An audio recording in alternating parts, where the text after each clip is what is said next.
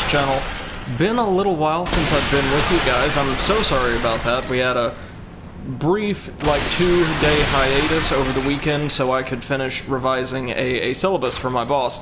Got that taken care of, or as much as I could anyway. So we're back with you today. Old Brady's not exactly had the best day in the world up to this point, so I thought, why don't we go ahead and make it worse with Bloodborne? Just joking, I'm absolutely thrilled to be here with you all. Playing some of this DLC. If you recall, we explored the first area of the Old Hunters DLC, the Hunter's Nightmare, really briefly at the end of our last stream, and we lost a whole bunch of souls to, a hunter with a Gatling gun near the back section of the... I think the area proper, like, closer to the end, right?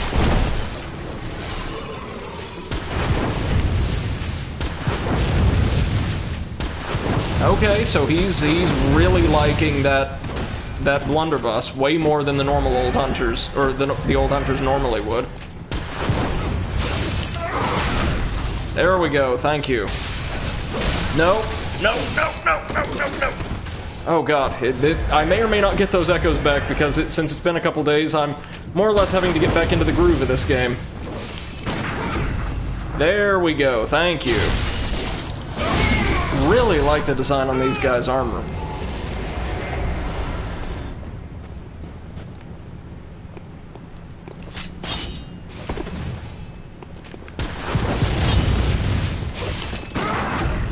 Strike the fear of God into them with my ridiculously overpowered weapon, well, for this type of build anyway. And I can't help but find it humorous that, right, like, in a game where you've got all these wicked weapons with outrageous transformations, like a cane that extends into, like, a thorned whip, or, like, a massive saw that extends into a battle axe and all this, one of the more powerful weapons, and easily one of the most powerful at launch, is a knife that, through eldritch magic and otherworldly alloys, transforms into 2 slightly smaller knives. But damn are they good. Speaking of...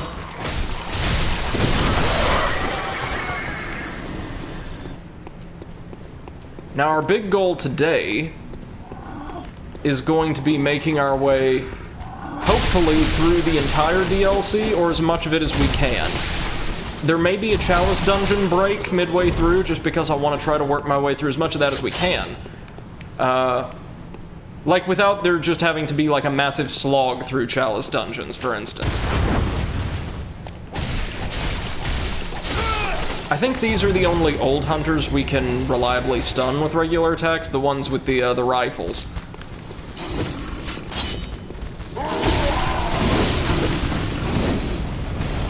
Uh-oh. Keep forgetting that that's a thing. We want to head to the right of the cathedral, yeah? And this is around the point where we'll start to see regular Yarnamite hunters. Well, slightly tougher versions, but you know, the regular mobs from the start of the game. Not every enemy here is some ridiculously tough, like, old hunter, who themselves work like NPC hunters, like the really tough, unique opponents we fight at various points in the game, but they have much lower stats to compensate for their status as, like, respawning enemies, which I kind of appreciate.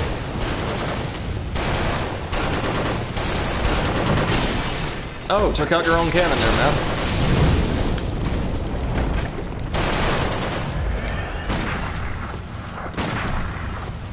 Go away. Go away. Even though they're using the standard, like, Yarnamite Hunter moveset, those guys do deal a lot of damage. Well, a lot of damage for our kind of character, anyway. It's Bloodborne, everything deals a lot of damage.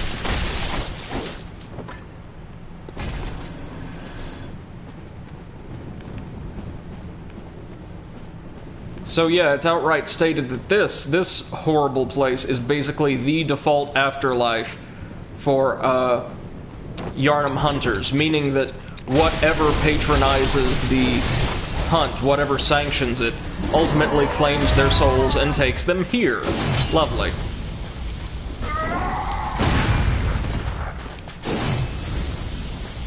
I hate the hunters with the hammers because they can one-shot us. Oh, but we can, I guess now that we've got a little bit of practice, shooting them out of the air isn't that hard. Really dig that top hat, too.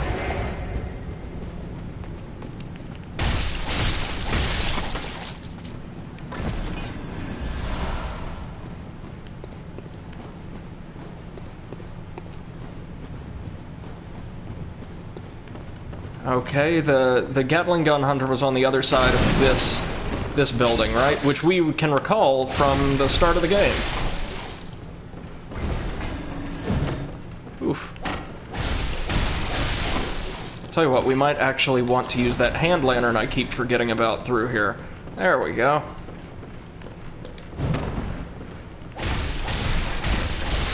Fortunately, they're not much tougher than the standard Yarnum Hunter variants. Those all look like explosives. Oh my god. Oh my god. We just barely survived that. Oh, but we got one of the hammers. Nice. One of the boom hammers, which is really their name. Jesus. Okay, I'll take it. Now, here's the big lake full of the blood lickers. You know, those horrible things from outside Canehurst. We're going to, we're gonna wait to wade through there and get our echoes back, but they are over there. Don't you worry. Beast blood, nice. Oh, hey. Okay, I remember reading about this guy. This is a hunter with the beast claws who is also transformed into a beast themselves.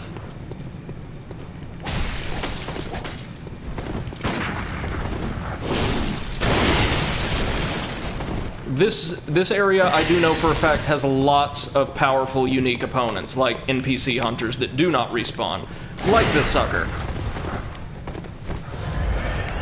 I think, according to the lore, this is supposed to be, or heavily implied to be, Irreverent Izzy, the workshop hunter with a penchant for working with beast materials, like organic materials.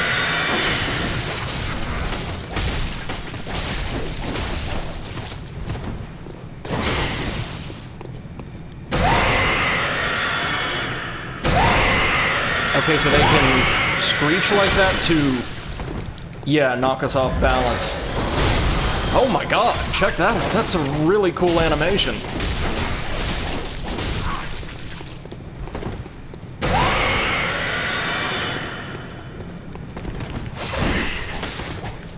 Okay, so we can, they deal tons of damage, of course, but we can stagger them pretty easily.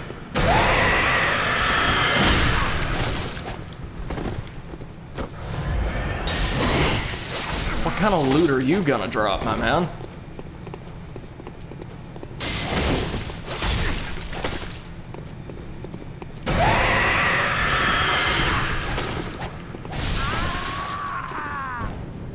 Oh look, he reverted back to a human form as he died.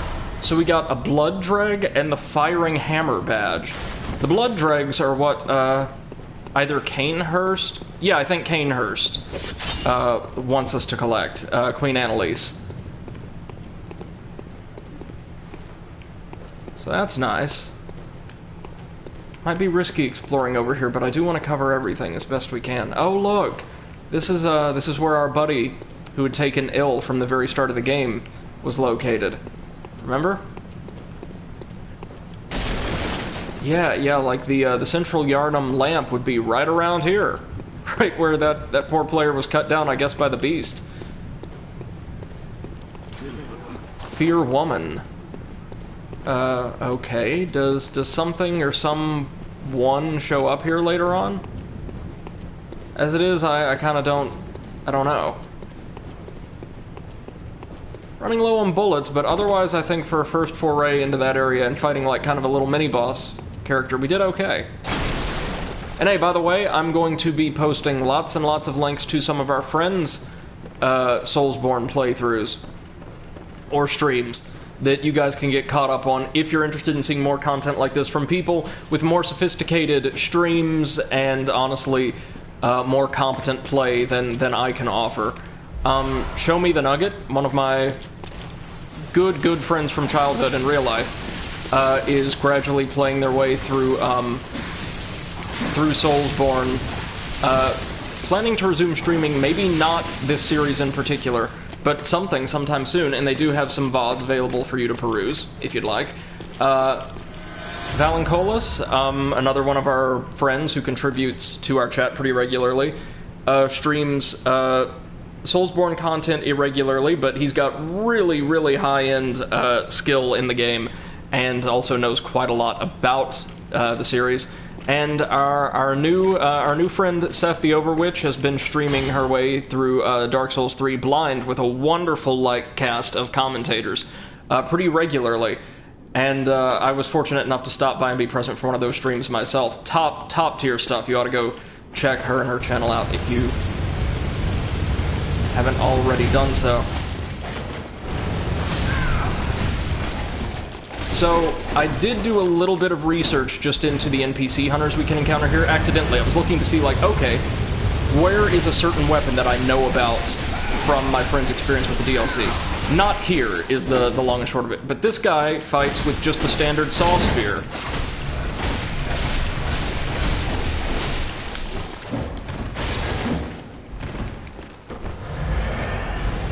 Oh, you can heal yourself. Oh, you piece of...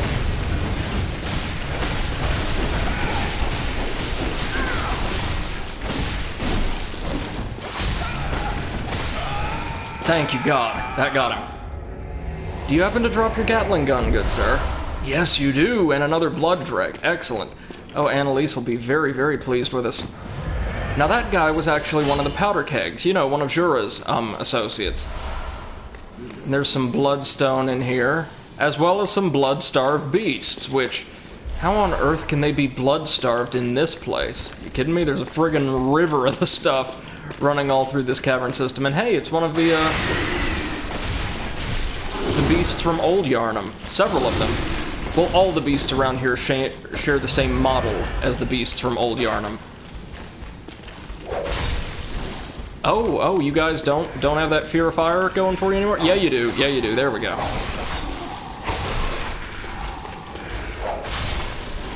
I'd like to take you guys down before... Now, I have heard about this place. I do know about quite a lot of stuff in the DLC. This cave, I think, has 2 non-respawning blood-starved beasts guarding it. And we're going to have to take them on kind of strategically to get all that loot back there. Damn, they're fast. And we've got our first contestant.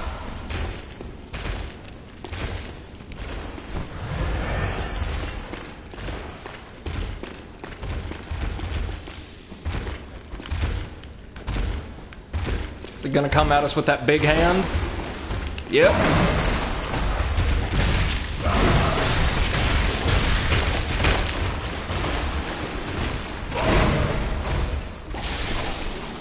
Did it send itself over the edge? Good.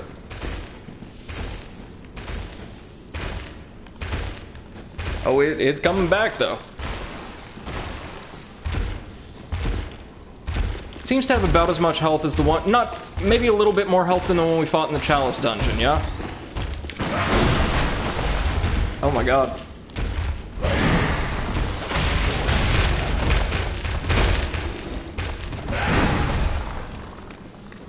And it just, fell through the map? Did we get any echoes? We've not gotten any echoes yet. It's just stuck in limbo, maybe. Huh. Just like Spyro 3, glitches saved the day once again, yeah? But if I recall, there are actually 2 blood-starved beasts in here, so we ain't done. We ain't done. Terrified to think where that other one might be. Bloodstone. Bloodstone. Oh, a new weapon! A really cool one I'll check out with you guys once we hit a bonfire or a lamp. Bloodstone? Was there not another blood-starved beast? Was it just gone? Okay, so we didn't get any echoes from it, I don't think, but that one did indeed phase through the world. Thanks, glitches. We could have taken it, but it would have drained a lot of our resources, definitely. Now it fell through the world proper, and we got the echoes for it. Just a couple foul. That ain't great. Speaking of not great, blood lickers. Let's work our way through this just as quick as we can. It's spitting blood at us. Poisonous blood, of course. I mean, you gotta get the strong stuff if you're going all out. Blood vials, thank you. A couple of these guys up here. Plenty of bullets, thank you very much. Who's shooting us? That's disconcerting. Oh yeah, there's another one over there, like, being guarded by a couple of the Yarnamite hunters.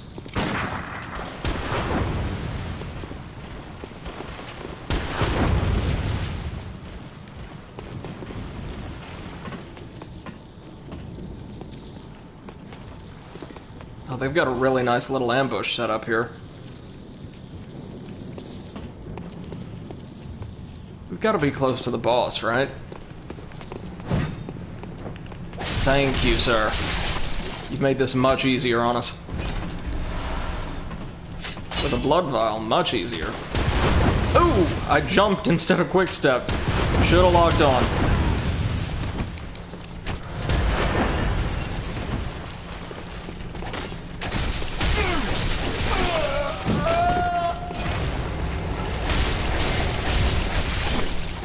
Oh, and now the blood lickers are charging us. Great. Are they going to attack the hunters, or no? Oh, and you just got Molotovs. Okay, well, we could take you.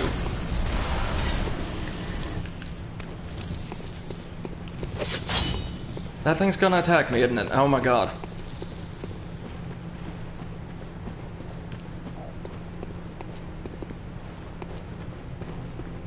This looks like it's not a boss arena, and there's even a friendly in here, right? Yeah, we can't target you.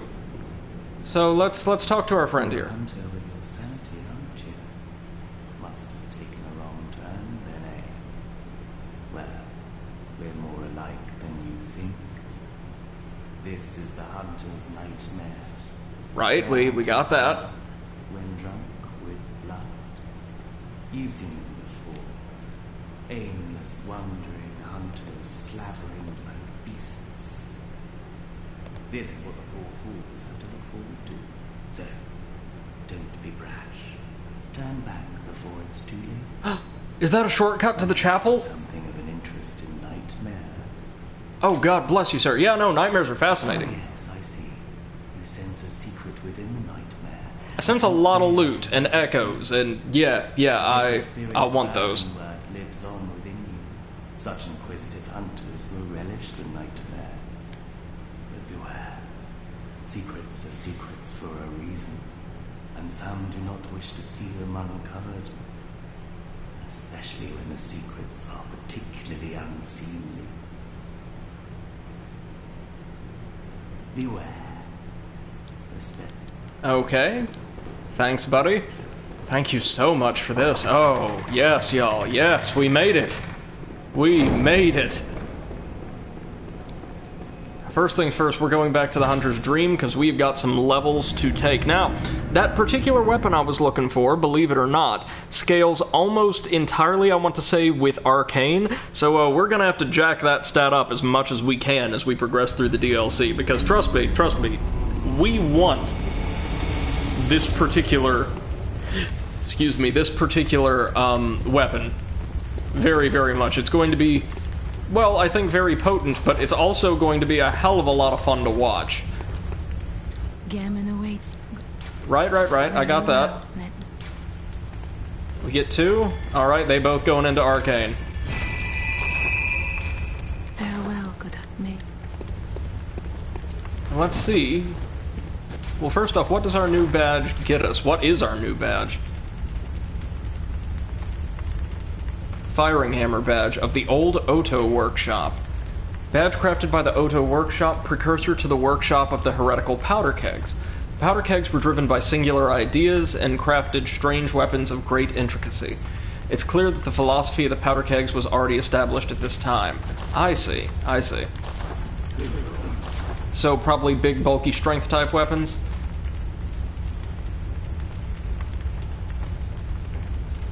Yeah, like, it's giving us access, I think, to maybe just the boom hammer if we didn't already have it.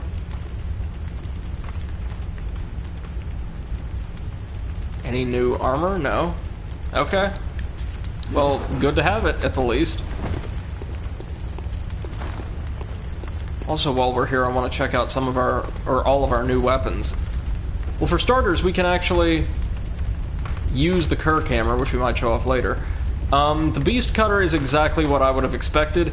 It is like a much bulkier version of our Threaded Cane. It scales with strength rather than with skill, primarily, anyway, but is a lot harder hitting. A trick weapon wielded by the old hunters. This thick iron cleaver slices through the toughest of beast hides, and when transformed, the blade splits into sections, allowing one to lash it in the fashion of a heavy whip. This crude weapon relies on brute force and is regrettably inelegant, suggesting that the hunts of the earliest hunters made for horrific affairs, painted in sanguine blacks and reds. That checks out with what we've seen. Look at this thing. That is nasty and very, very brutal looking.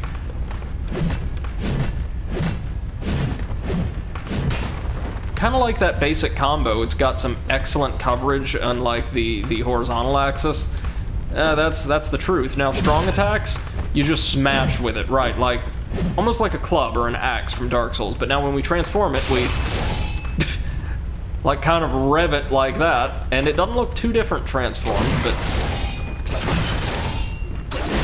instead of lashing with it like a whip, we're kind of just swinging it about. This is closer to, like, maybe the way you'd use a really heavy flail, right? And yeah, our heavy attack is the one we see the old hunters using at a distance all the time, that overhead slam. I really like the moveset. I just don't think we've got the ideal stats for this, but don't worry, we've got others. So with AC strength scaling, making it even more strength-focused, unsurprisingly, we've got the boom hammer. Trick weapon wielded by the old hunters and crafted by the workshop heretics, the powder kegs. So not the Odo workshop, the powder kegs. A giant hammer equipped with a miniature furnace. When ignited and fired, it emits a volley of flame that explodes furiously upon impact. Crush the beasts, then burn them. The brute simplicity of the boom hammer was favored by hunters with an acute distaste for beasts. So it's deliberately designed to be extremely brutal. Kind of like the square bullets used by certain European powers in their wars with, I think, Islamic states or Islamic powers in the very early, like, Age of Empire.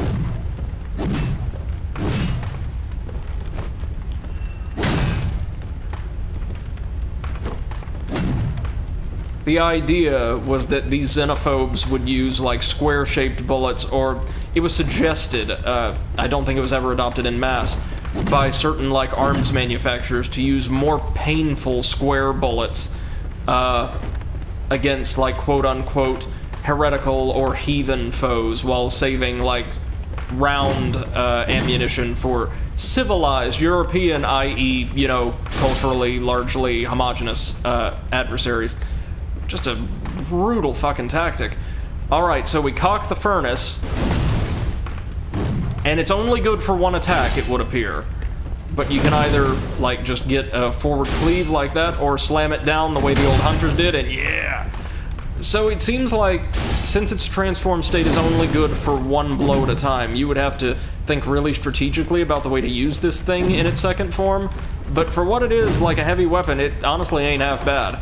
But the one I'm most interested in is our first Old One-aligned weapon we've ever received, I believe, the Amygdalan Arm.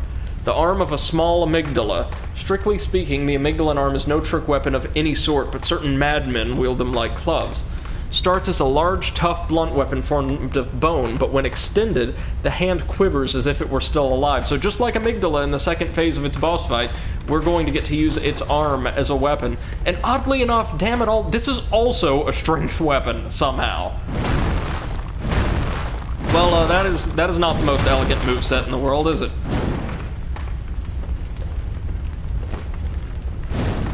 1, 2, yeah. I bet transform, though, it's gonna be sick, right? Yeah. So it turns into this bizarre eldritch-like switch axe looking thing. Almost like a dagger axe, right? The dagger axe from hell. Really like the look of it, but again, we just can't use it. The other weapon we get associated with the Great Ones, the one I'm going for, is going to be way more useful to this build in particular, I feel. Can we get anything new from our Bath messengers? Nope.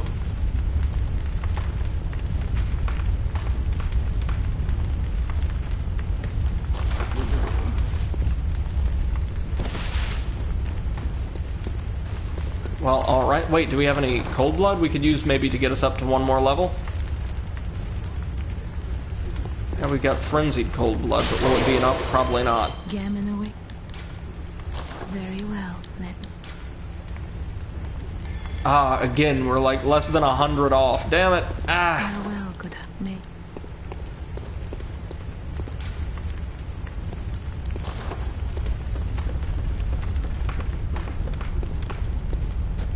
Yeah, Hunter's Nightmare headstone. So back in, and we will be able to get another level really, really easily, so long as we don't lose all these echoes. Now, given what I know about this area's boss fight, that is unfortunately a pretty real possibility. The boss of the Hunter's Nightmare is notorious for being like one of the best, but also one of the hardest fights in the game, if not the entire series. Our buddy's still here. Still doesn't have anything new to say, that's alright. We can't all be super chatty.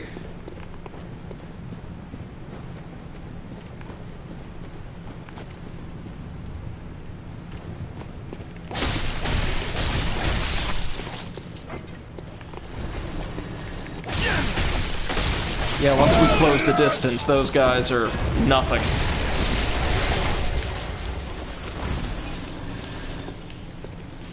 Those bloodlickers are guarding something, aren't they?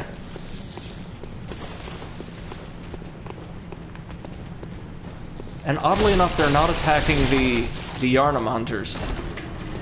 I don't think they're, like, completely desiccated, hardly.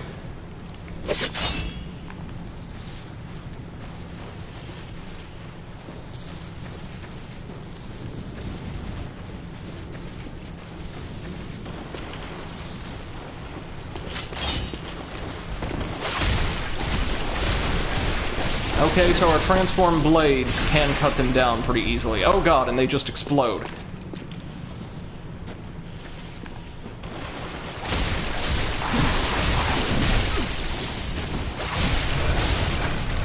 What y'all guarding? Oh, Constable's trousers, part of Valter's armor set. You know, the leader of the League? That's, nice, I guess. Okay, so they don't have a ton of health. That makes me feel slightly better. And if we use our dodge and follow-ups, we might have a halfway decent chance here.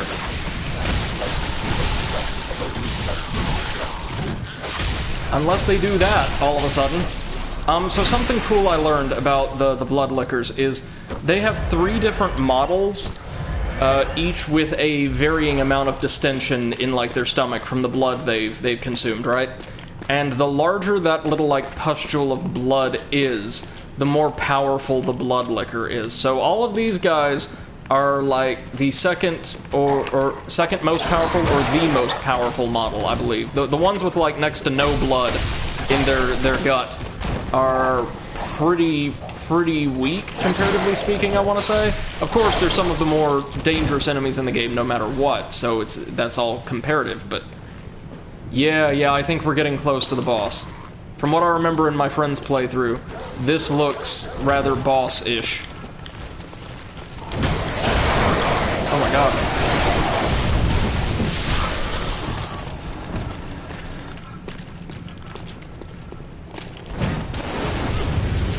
Oh, no, damn it! There was an old hunter there the whole time. Yeah, we're getting close to the boss. I want to say they're fought at the end, maybe, of, like, the kind of sewer system looking place.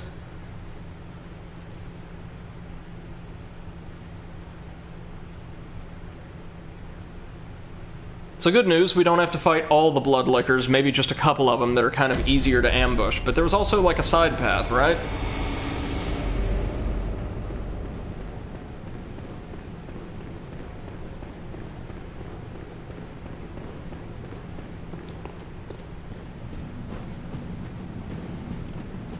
Yeah, like up here.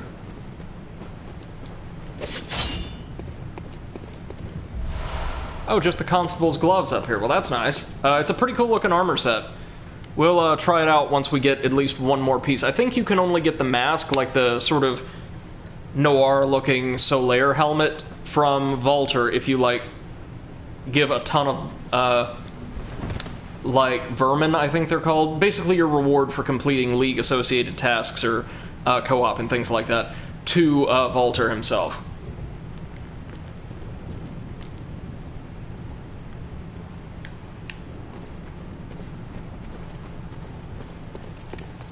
We should be able to get the rest of it here, though.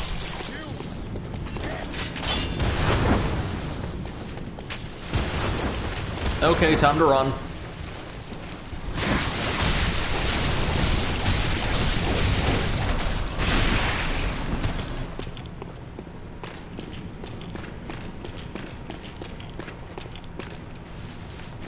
Get ready for the hunting dogs. Really like this kind of Doberman-looking design they've got going on. Or almost like, what are they called? Like Shadow Hounds or Ebon Hounds from Pathfinder? Like the neutral evil, like, Abaddon variant of a Hellhound, basically. Really cool looking. Frenzied Cold Blood, nice. I would also have accepted Constable's armor, but we'll take it. Can we run up this? No, we can't.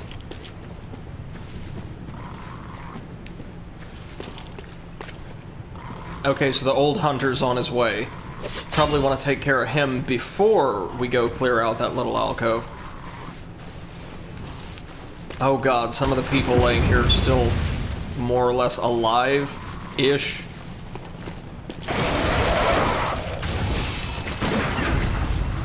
Thankfully, these guys are super easy to parry. Super easy. Wish we could parry the crow just for comedic effect. Oh god, look, they've been like formed into paste. Ugh.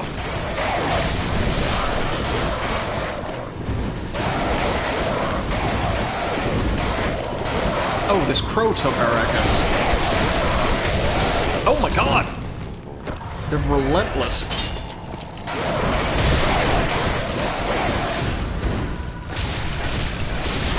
They're not exactly relentless. I think these just have more health than the main game crows, so they get more chances to recover and attack. Okay. Okay, now your turn.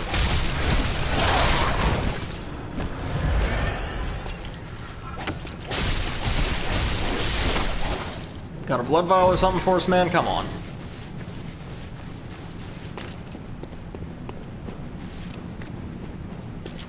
Okay, I see something over there. Looks like we'll have to come back around for that. But can we open this somehow? You know, create like a tiny little shortcut, maybe? For all the good it'd do? Oh, it's these things I'm hearing. Good, okay. Well, this is easily the most nightmarish environment of the three, like, otherworldly locations we've been to. Oh, we can we lower this or do anything with it? No? Oh, no, that's just an empty winch. But I do see, hold up, I do see something over there that it looks like we missed. Sorry, we'll just head back down and pick that up real quick. Nice and easy. Oh, 3 blood vials. Nice, we're gonna need those. Ugh. God, this place is gross.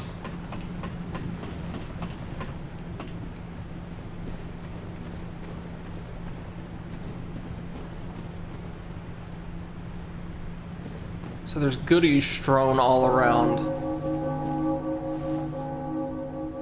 And then, yeah, we're back to the cathedral ward, I think. And the boss is down that way-ish. Probably. Not sure, but I think so. See what's down the side path first, then. Hunter waits ahead, thank you for that. Messages are going to be our best friends here. Yeah. It's one of them with the rifle, too, isn't it? Oh, blood!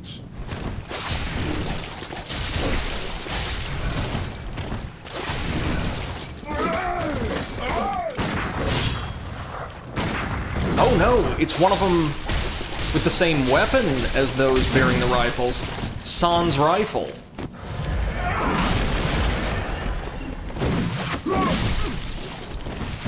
No! God damn it! They deal so much damage! So much damage! I get the feeling he's guarding something special, like maybe the weapon he's using, like the kind of scythe-looking thing.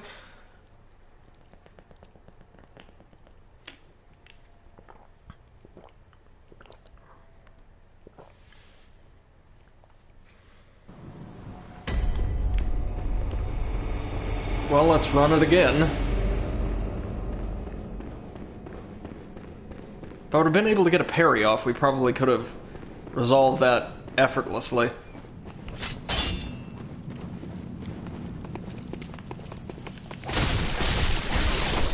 I'll also need to remember, I did look up where, like, one of the blood rocks is found that'll allow us to get a weapon up to +10.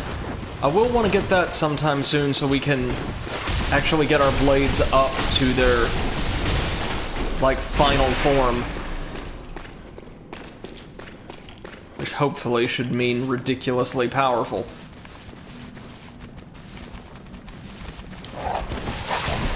I mean, just due to their moveset and, like, speed, they're pretty great as is.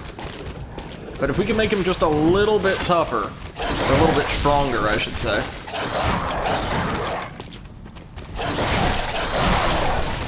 Oh my god, 2 bites from the dog almost kills me. That is my... we talked about it before, but it is the one problem I'm consistently having with this game, is... as the game goes on... like, you feel very fragile persistently throughout the experience, which is fine. But at least early on, almost everything else, bosses included, did too. And now that is not the case. Like, a lot of things are fairly tanky, but everything can kill you in like 2 hits no matter what.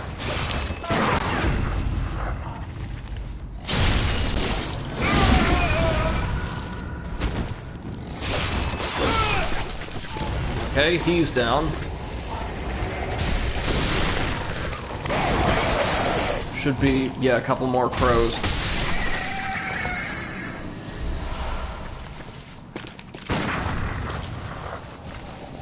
Come on.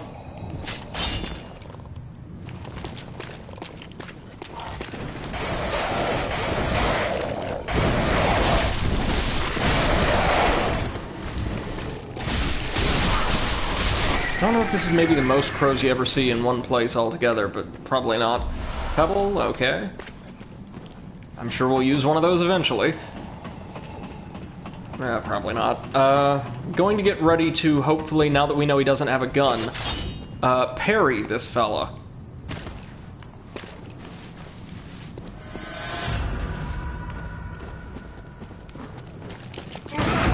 There we go.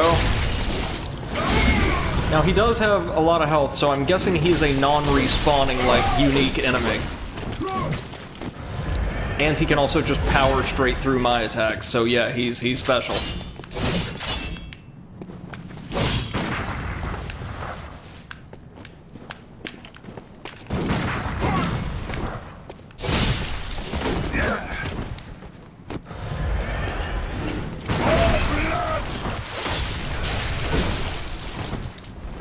Okay, we might be able to pull this out. Oh god, he's so fast.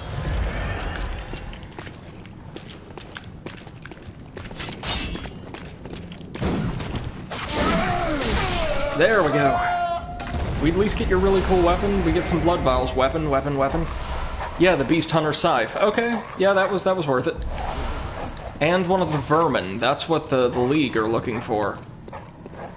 Okay, so like it's a one-off mini-boss type encounter, again, of which this area is just chock full. That wasn't too bad, really. There we go. We climb our way right back on up and head into the transformed, like, cathedral courtyard, right?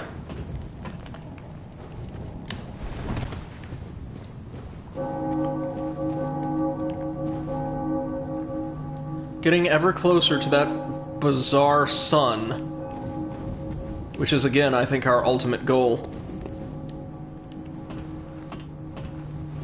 So what's going to attack us here? Oh, one of those transformed executioners from Hemwick. Carrying a big-ass cannon. Okay. I see how this is gonna work. It's not. Butcher's armor. That's unusual and unsettling. It must be Bloodborne.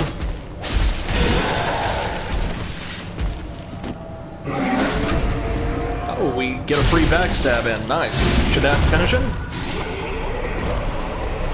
Yeah, and we get tons of blood vials. Nice. Now we just gotta take care of that pesky cannoneer. Who I'm certain is a monster in melee. Yep.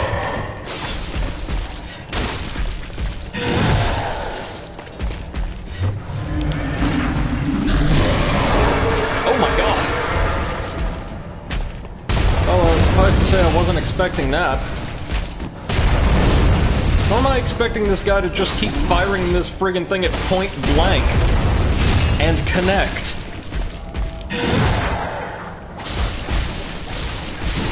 That got you at least? Oh, good. Phew. Plenty of bullets, good. Maybe that's to help us top off for the boss? Wishful thinking, maybe? What is this? Oh, it's a lamp! Thank you, God. Yeah, this is the chapel where we could slide the casket back to reveal. Originally, it was a passage to Old Yarnum, right? So, I'm guessing that's our boss. Down there. Because, our buddy Exit Dust told us that there was a lamp right before the boss, so I'm gathering that's what that would be. More blood. Kind of working on a theme here. Oh, one of the Witches of Hemwick, or one of the Witch of Hemwick knockoffs, at any rate. Very, very fast, ain't she? Seen a couple of them here.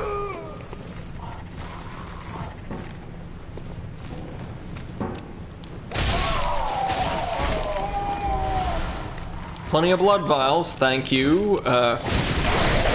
Old Hunter's victim. Both? Neither? It's down this way.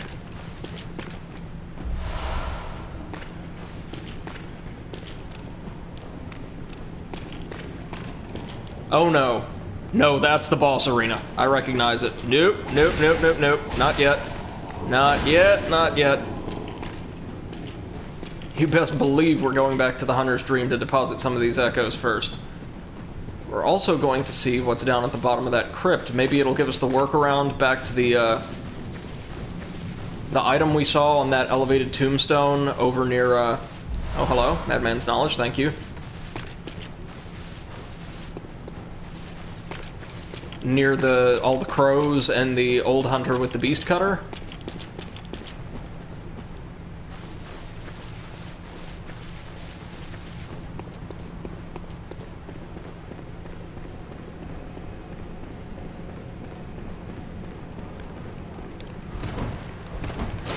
Bloodstone critter. Got him. Oh, we can summon like a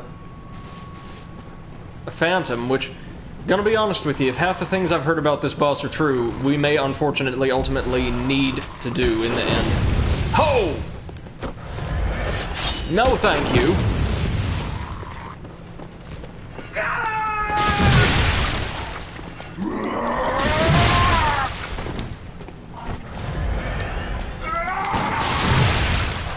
Oh, he's using its heavy attacks from the jump. Oh my god!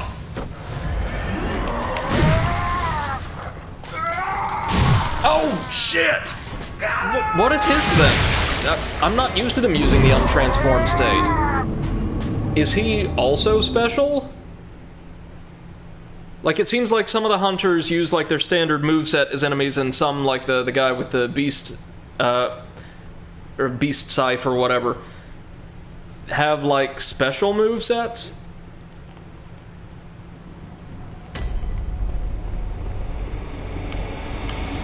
Well, let's try that again and get our echoes back.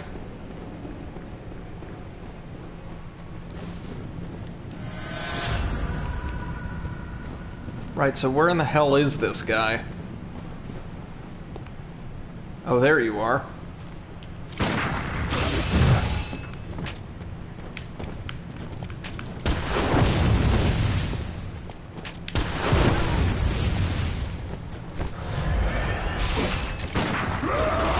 Okay, no, so he's... Oh, I was so bad with my timing there.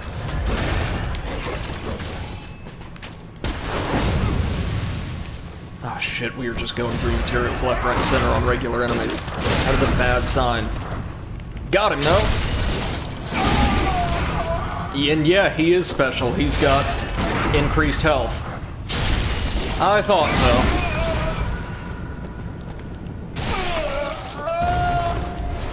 So we just get blood vials and another vermin from him. Well, vermin he was.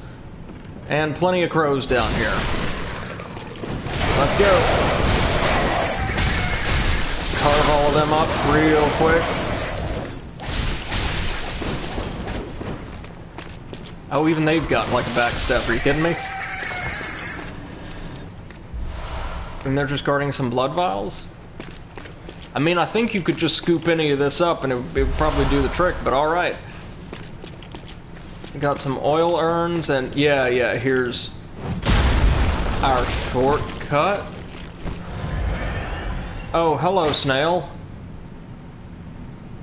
Hello, snail woman. I'm not supposed to see you guys for a little while, I don't think.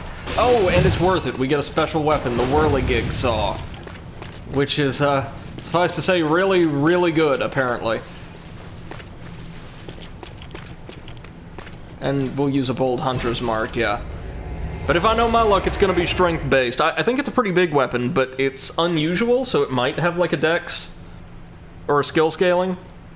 I mean, I hope so.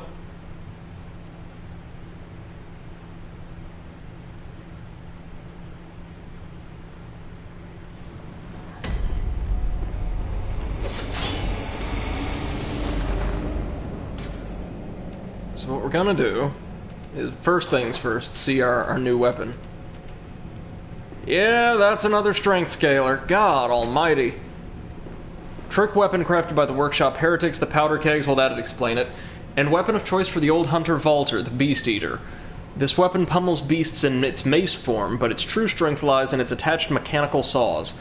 These discs, lined with serrated teeth, spin rapidly, thrashing the flesh of beasts into fine shreds. Again, useful for certain builds. Oh, and... well, no, we might be out of, vials and bullets. We might not. We'll see. If so, we're buying lots and lots of vials, because, we're gonna need them.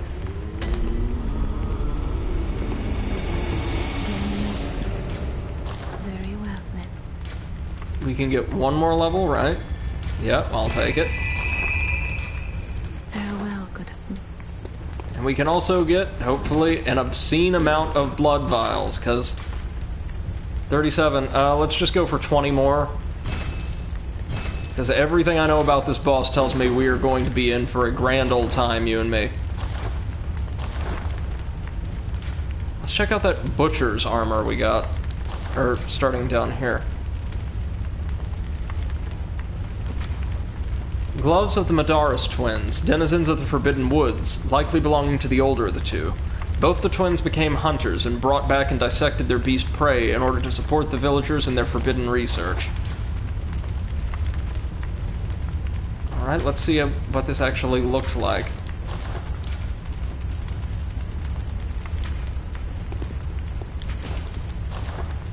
Oh, didn't I equipped and unequipped it immediately? My bad.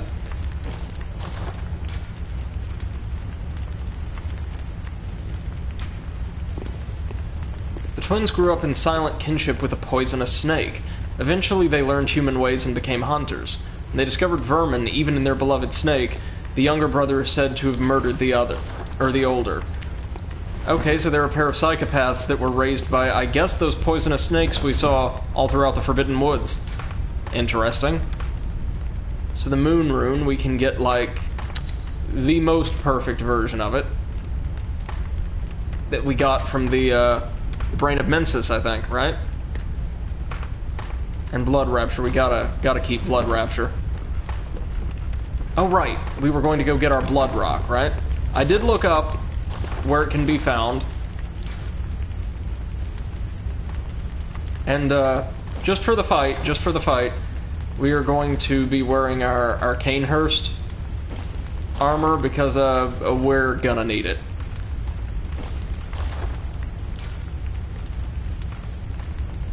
Got terrible arcane resistance, which frightens me because I think the boss does do some arcane damage, but it's those physical attacks we're going to be worried about early on. Okay, so from the Nightmare of Mensis, the Mikolash lamp, which I think is the middle loft lamp, we can apparently access this this area that gives us our, like, ultimate weapon upgrade item really, really easily.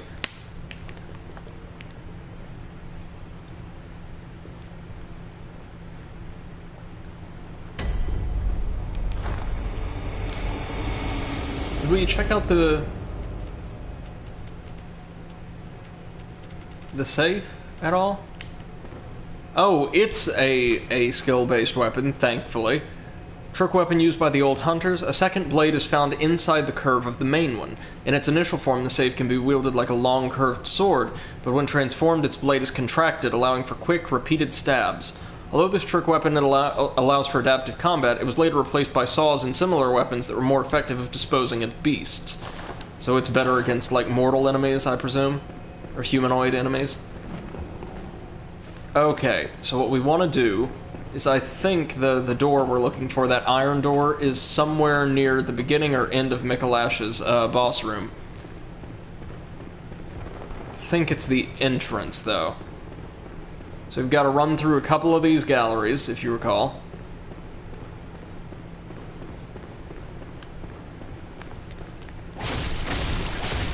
Chop our way through some of these nightmare servants. God, that's a crazy combo. See how you like mine.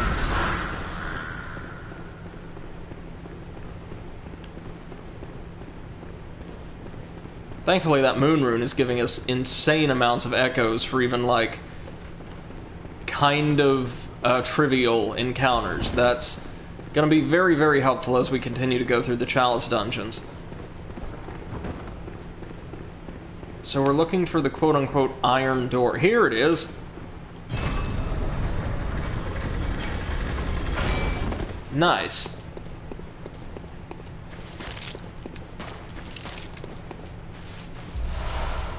Madman's Knowledge. Probably a lot of that over here, right? Damp Blood-Tinged Gem. Oh, all of these have been pierced by those, like, illusory frenzy arrows that the Brain of Mensis shot out, right? But they were like ephemeral. They were not actually corporeal when the brain used it on us. But these are somehow. That's weird. Lots of insight, and blood gems. This is where the Brain of Mensis originally was, before we threw it down into the pit. I think our Blood Rock might be over there, right? Bloodstone waits ahead. Yeah. This is what we want. So let's clear the rest of the bridge first.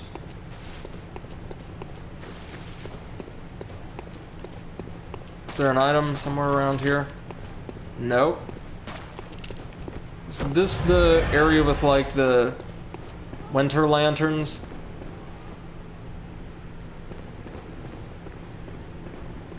Oh, yeah, afraid so. Oh, Frenzy's the worst.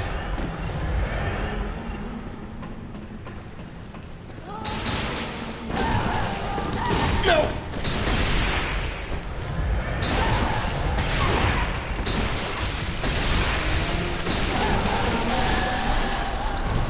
Thankfully, the frenzy buildup stops immediately when the lantern's killed, I believe. No, don't sit down. I mean, you've deserved it, but... No, we want to collect... Oh, the blood gem, nice. And finally see what's in here. Choir bell. Is that some kind of artifact? I don't know that I've ever gotten or seen that before.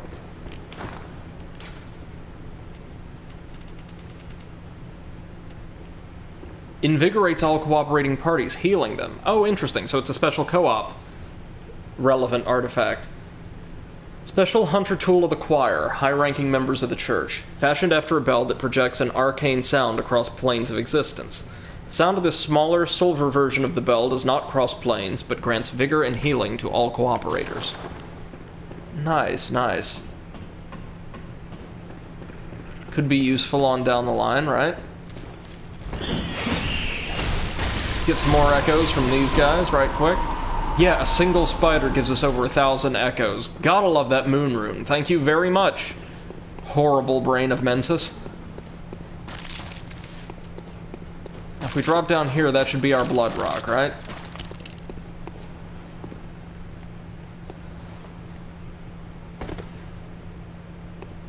Oh, look at all the eyes. Ugh. Blood rock, thank you very much.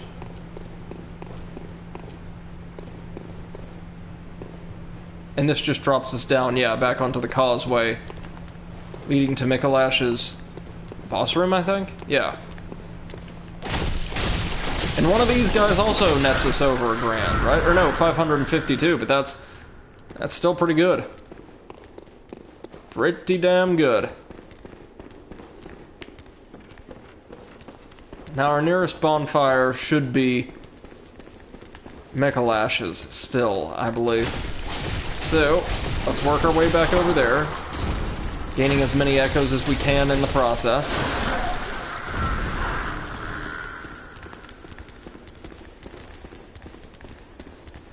As many echoes as we safely can in the process without wasting our blood vials, I should say.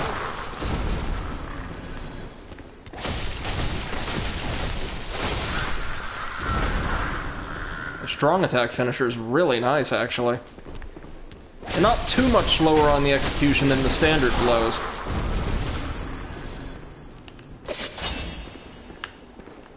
Come on. Come on. Oh, wait, got her. Ah, damn it. So we will have to use some bullets here, but that's alright. Remember, we've got more than enough bullets for the rest of our lives. Ooh! Both of them connected. God damn it.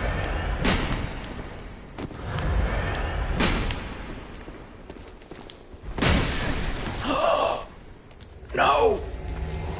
No! All of my echoes, one hit. Damn it all. Well, looks like we're gonna be going back down really quickly.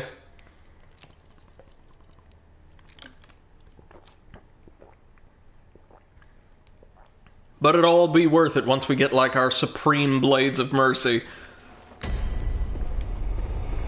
And maybe plug in a couple of these new gems we got, hey?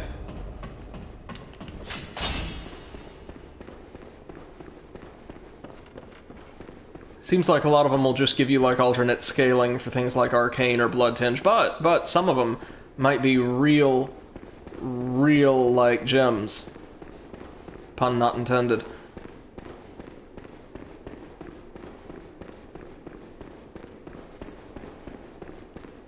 Oh no, have I gotten lost in his maze? Yes, I have.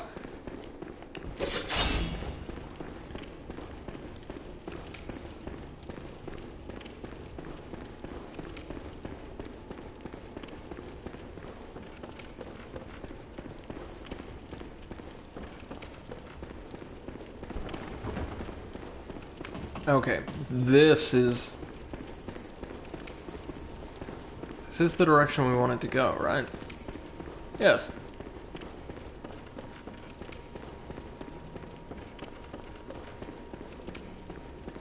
There we go.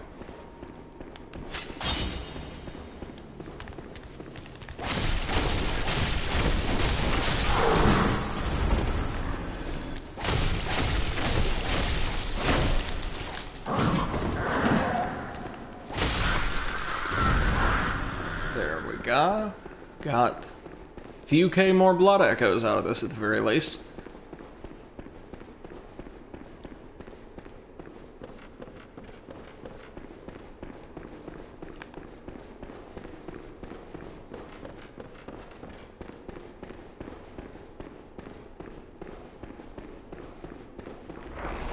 Yeah, there should still be that single puppet outside the boss room, just to give you an idea of what's in store. Or no, 2 puppets, my bad. Still don't give you any souls, though.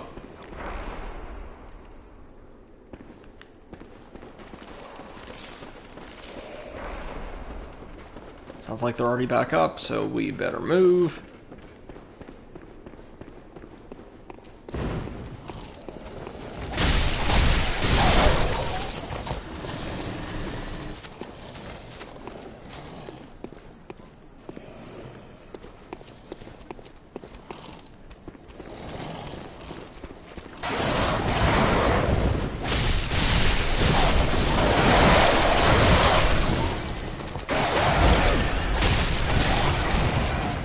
Look at all these echoes. The one good thing that's coming out of having to run through this whole area again.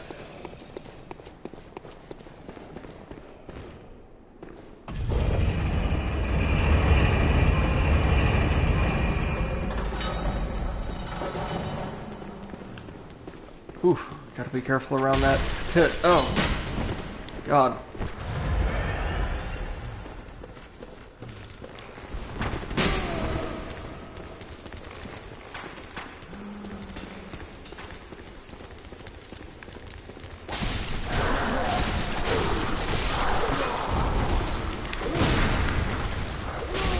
No! No! No! No! Oh, my echoes.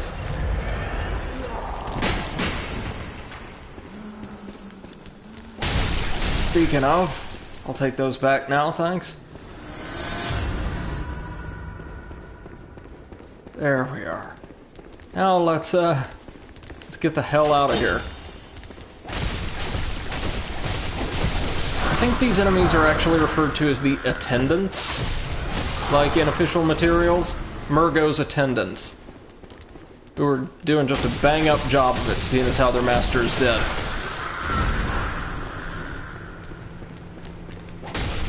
Not like they really seem to care one way or another, they seem totally gone.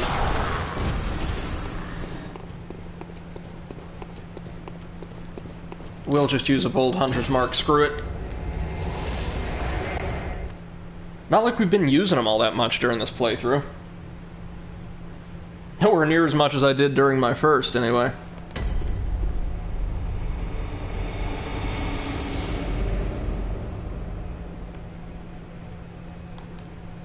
Alright, now back to the nightmare. Or the hunter's dream. Then to the hunter's nightmare. We're going to upgrade our blades, of course. And then we can probably pick up one more level in Arcane, which again, going to be very useful down the road.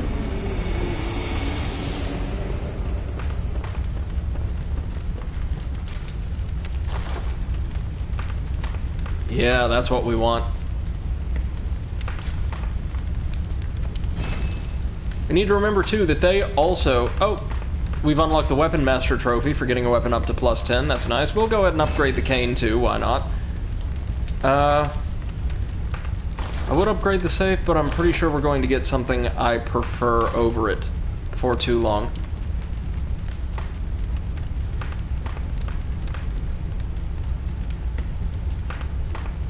Yeah, blood attack and scaling and all that, okay.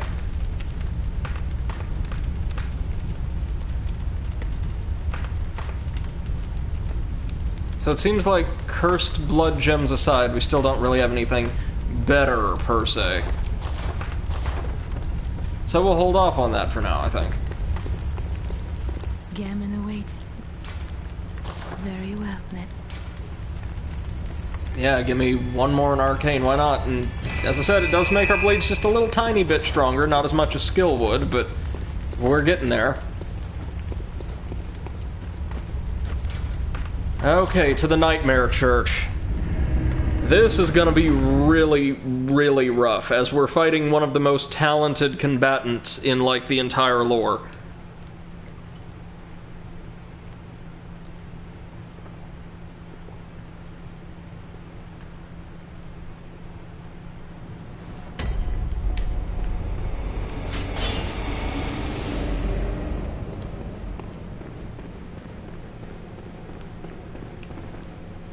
No, he was out here. Right.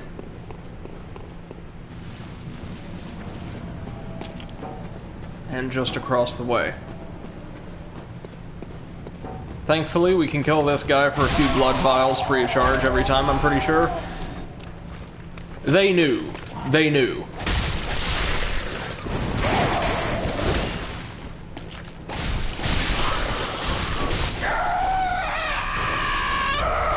We get pebbles for some reason. Again, not helpful, but here we go. Time to square off against a legend. And probably get my ass handed to me many, many times over. Please. Help us. So do you remember who effectively formed the Order of Hunters? The greatest hunter of all time, the Healing Church's most legendary warrior? Oh, here he is. This is Ludwig, the greatest hunter, who has been transformed into some otherworldly horse monster. He looks ridiculous, but he can devastate you.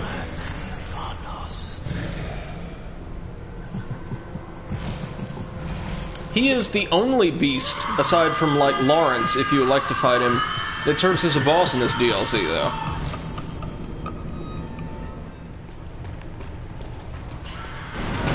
So I have no idea what we're dealing with.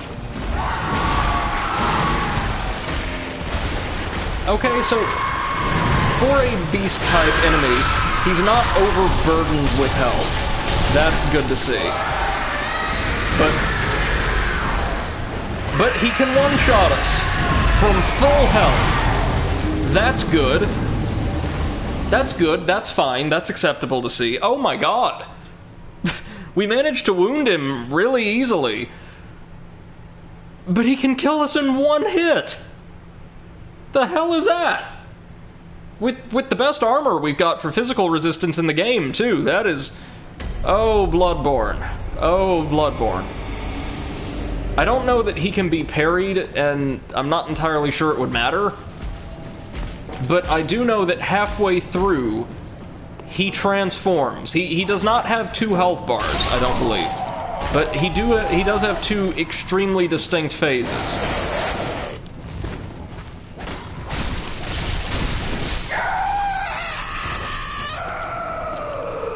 How in the hell are we gonna manage this? I'm gonna go ahead and burn the old hunter's bone just as soon as we get in here. So our dodges can be a little bit more effective. Okay. Sir, I'm going to need you to not do that. So his regular attacks don't deal an obscene amount of damage by any means. It's just like that charge.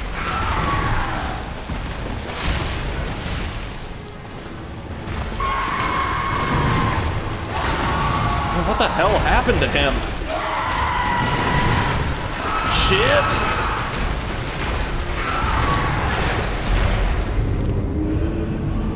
How are we gonna do this? I'm not sure the Blades of Mercy are the best choice for this because... Well, no, maybe they are, just because they're so fast, but damn, he's so fast. If we could parry him, we could probably make this work eventually, but since it seems like I'm just going to have to brute force him down, this could be really, really messy, and I apologize in advance.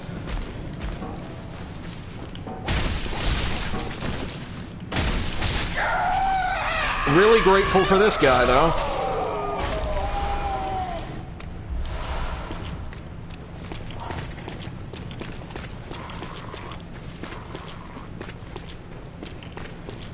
Gonna need a friggin' sedative by the time this is over.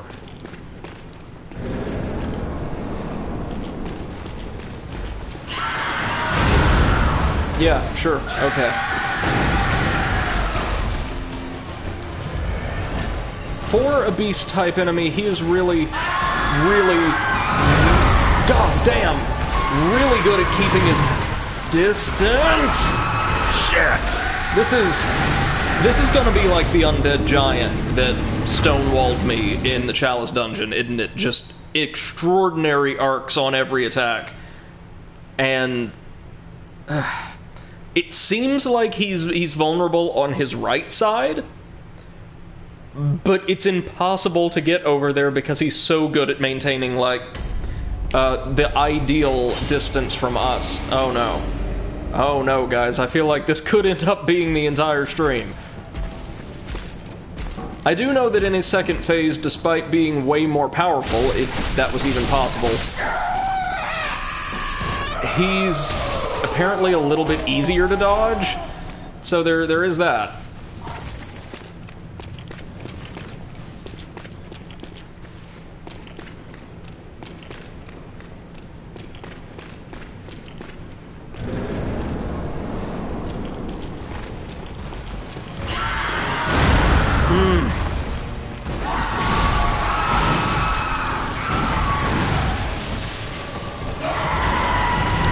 Range! Fuck! It's just non-stop. Like, what am I supposed to do? I don't know. I really, really don't know. I mean, I was expecting this to be hard, of course, but I was also expecting there to be some kind of strategy for this outside of praying, but looks like there ain't. Like, we've got 20 blood vials, but that doesn't make any difference when the boss never stops attacking, and a ton of its attacks can easily one-shot you.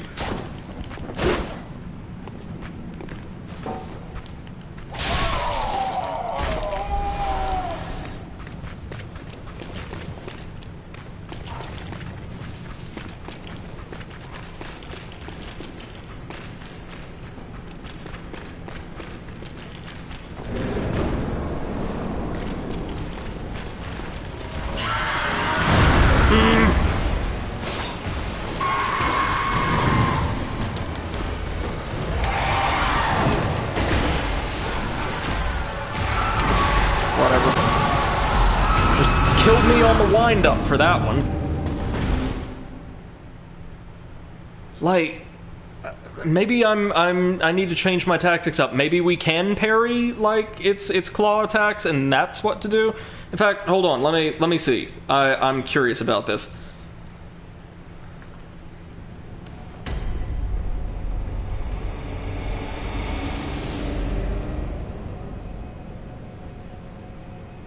You cannot. Okay, you can't parry him. We're just gonna have to do this the old-fashioned way. Eventually, if we could ever hit him, if we could survive long enough in this goddamn fight to get 1 or 2 hits in, we might be able to progress.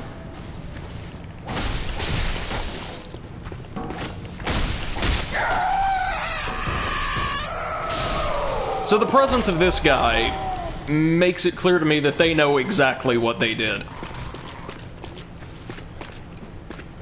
Like, giving you a massive parcel of free healing items just outside the boss door, that is not a Bloodborne thing, that is not a FromSoft thing.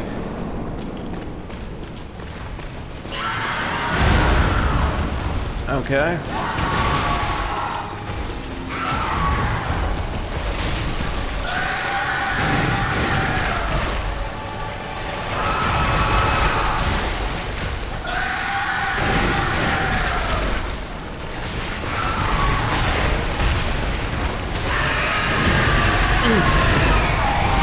Like galloping.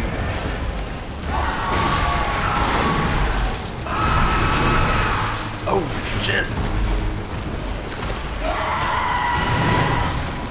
We're actually safer at his flank than we are anywhere else.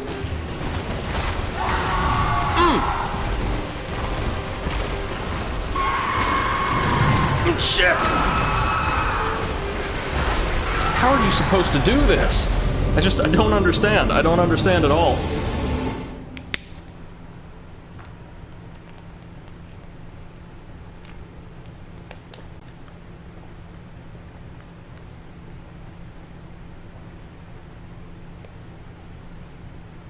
And I'm not sure if this is good, like, good design or really, really bad design. I'm on the fence, actually.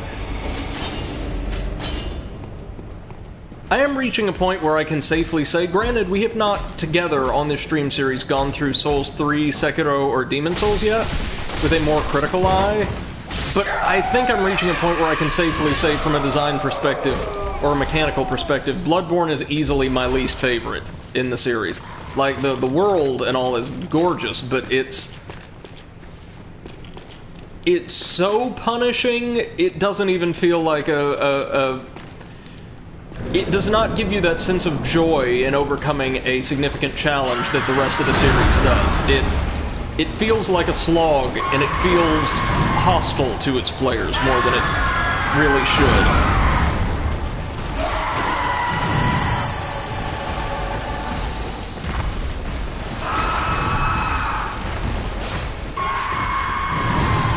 What are you supposed to do to that? Like, you just need a series of picture-perfect dodges. That's the only thing I can think of.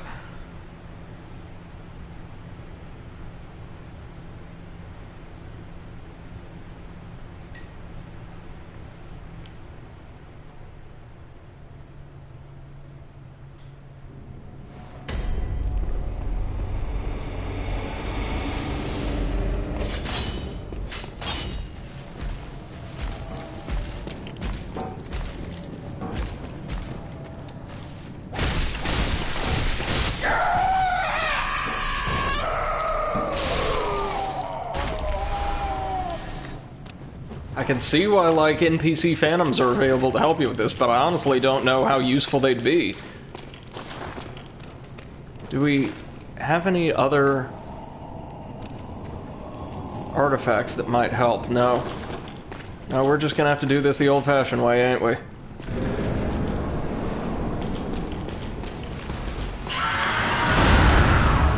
Okay.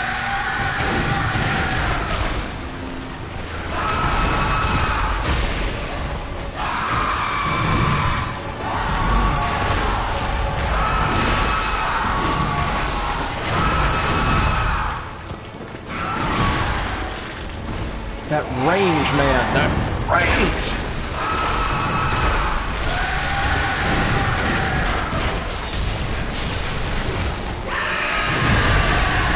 What the hell was that? It's just got an answer to everything, and we don't. Oh, what are we supposed to do? I'm sorry, we may or may not be able to handle this today. I do not know.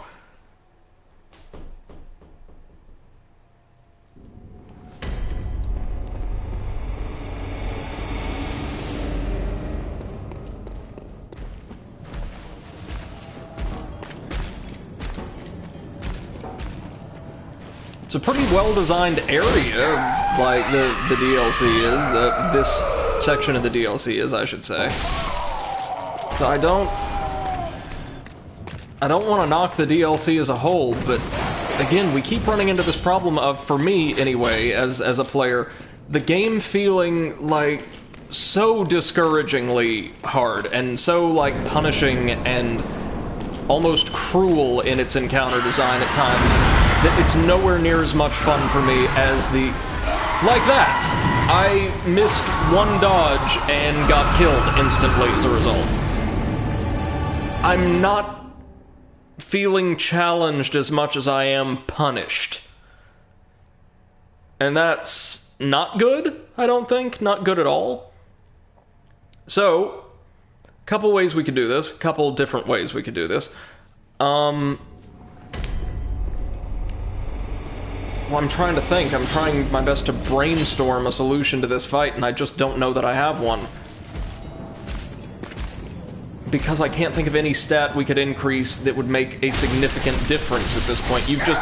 Like Bloodborne's late game design seems to imply, you need perfect performances to be allowed to proceed.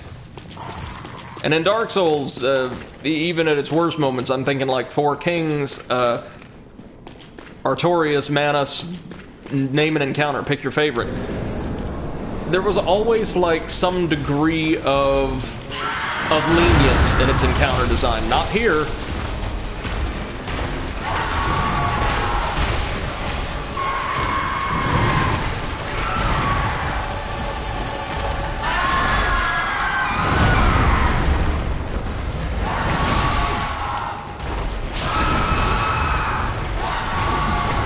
Oh, and he can kick us. Of course he can. Ugh.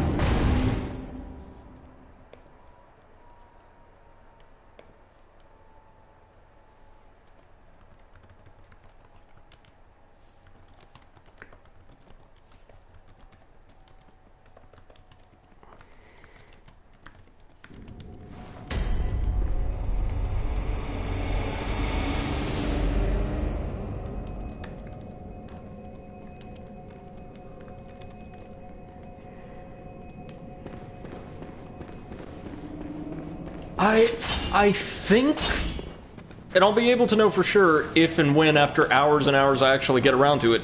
I think this fight is awful. Like, from a design perspective. I think it might be terrible. Don't know for sure, but that's not just frustration talking. I feel like we're not given enough opportunities to actually learn anything, because the game is so desperate to just, like, kill you and, again, impress the Dark Souls 2 is too easy crowd. I really think that's what's going on here. And kudos to them, that same segment of the fan base loved it.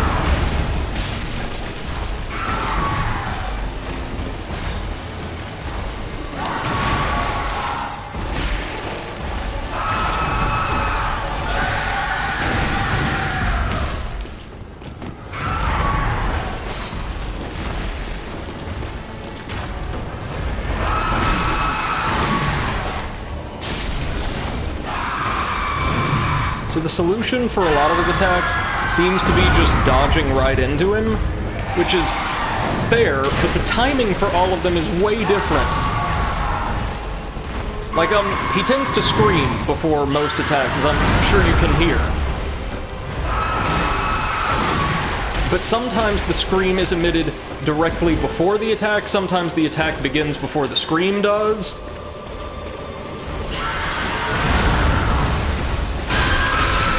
There we go, you bastard.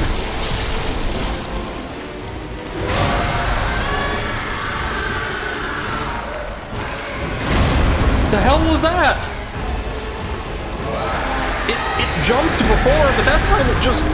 God damn. Yeah, no, I hate this fight. I hate it. I would even contend, like... Again... So many of the fights in Bloodborne, so many of these late-game fights, my only problem with them is the boss's damage output. If I could survive more than one hit most of the time, you know, I could make these work, and we could have a whole lot of fun doing it. Probably. But the game doesn't want to allow you to do that. It demands, oddly enough for this series, near absolute perfection. Like, it's a Souls-like RPG that seems to expect its players to engage with it like a character action game. You know, like a Devil May Cry or a Bayonetta or something like that, where the expectation is you keep drilling these stages over and over again to the point where you're able to maneuver through them near flawlessly. That almost clashes with the rest of the series' design philosophy.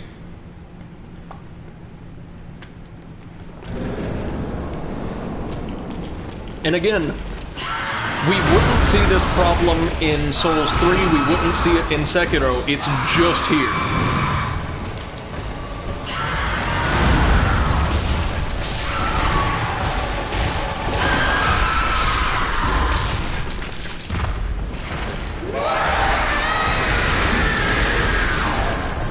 Well, there's the charge.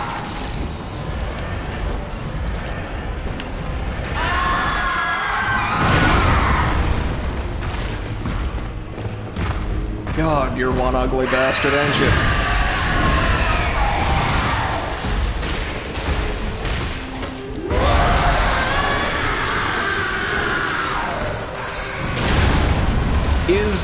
Is there a way to dodge that? Well, of course there is, but what the hell is it? Because it seems like he goes up to the rafters, it just stays there until our stamina's exhausted, and then...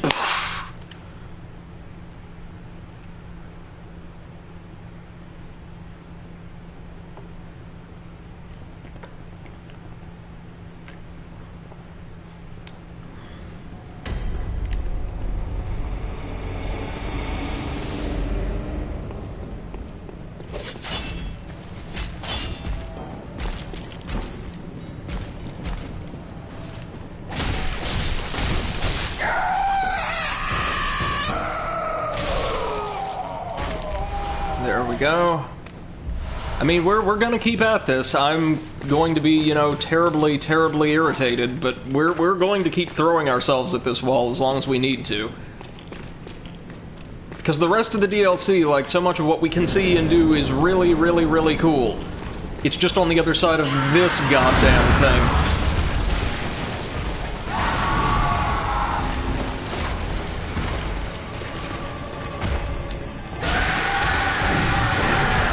Oh, and we're dead instantly.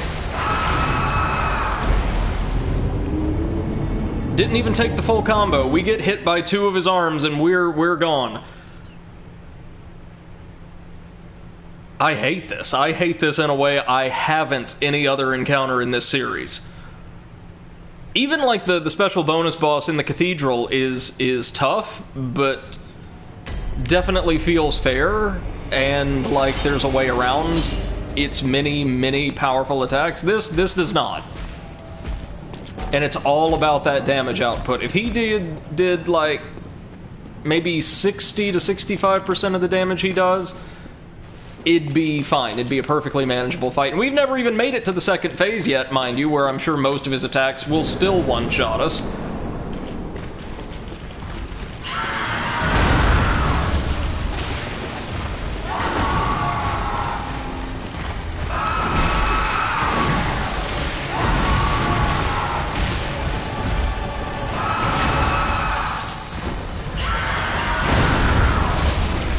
That's probably the easiest dodge in this fight.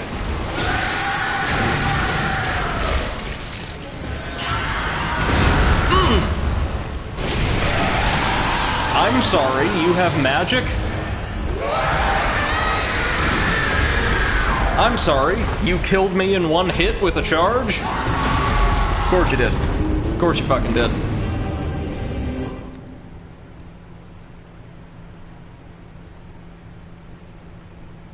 I could potentially die like 100 times here, no joke.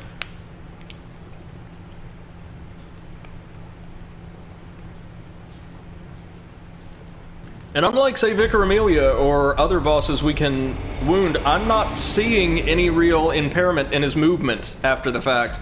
I mean, I'm sure there probably is. Somehow, we've just not survived long enough to see it.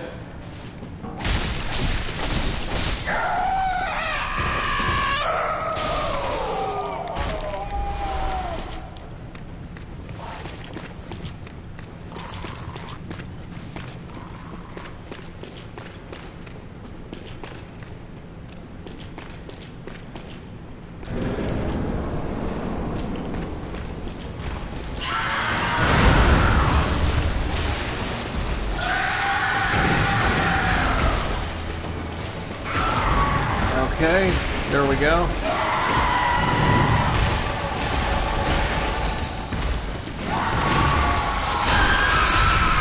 There we go, there we go, there we go.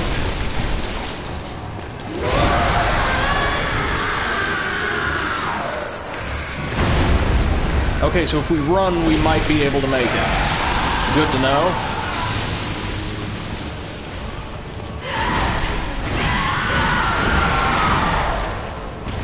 His voice, right now at least, is oddly feminine.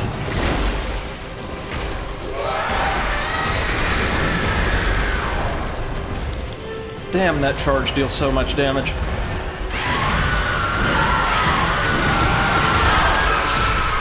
That's one of the Beast's regular attacks, isn't it?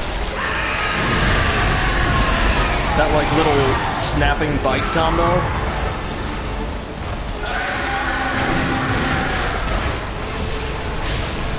Oh, here we go.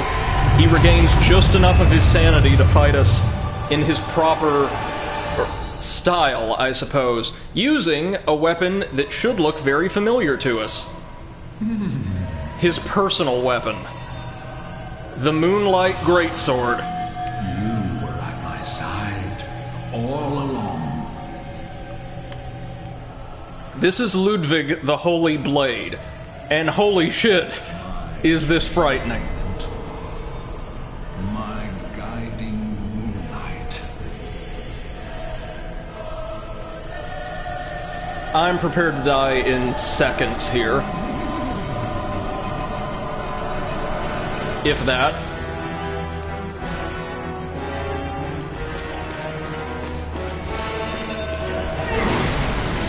Ooh! Okay, so he uses it the same... God damn! Every single swing has, like, an AoE associated with it. I see. Give me 1 minute, y'all. I'm gonna run to the restroom and get a new drink. And I guess we'll just keep throwing ourselves against the wall here.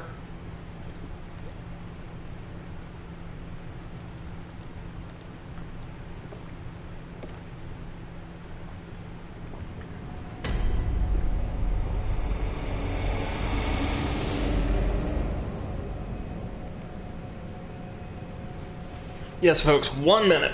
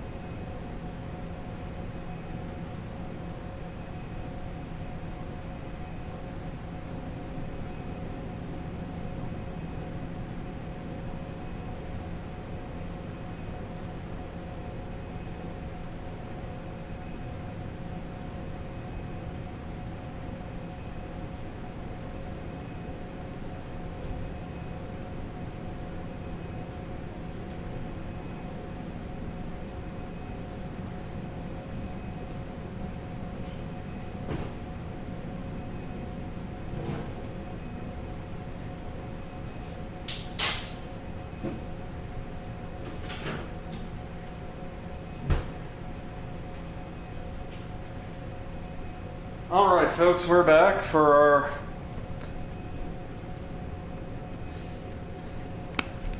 Sisyphean task of making it to the back half of the DLC.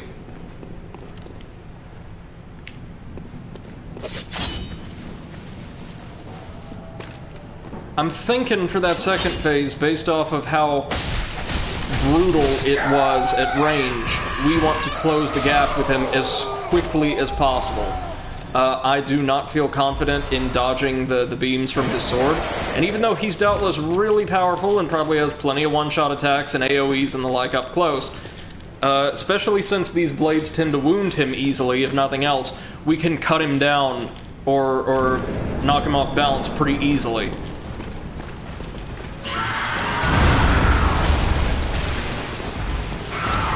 Well, we got the opening to the fight down, if nothing else.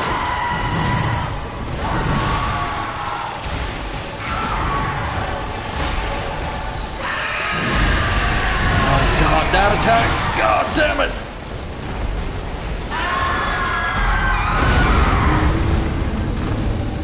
Well, just keep at it. We're stocking up blood vials most of these really short runs, at least.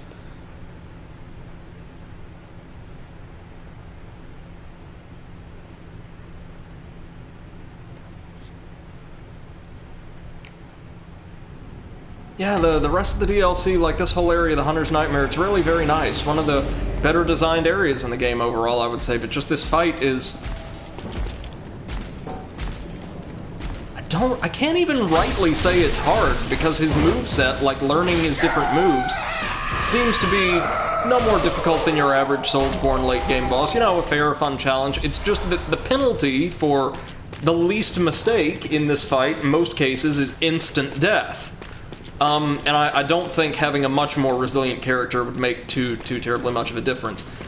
That's, again, the big problem I keep running into with this game, is it's less about difficulty, less about challenge and more about difficulty, as the two concepts aren't necessarily one and the same.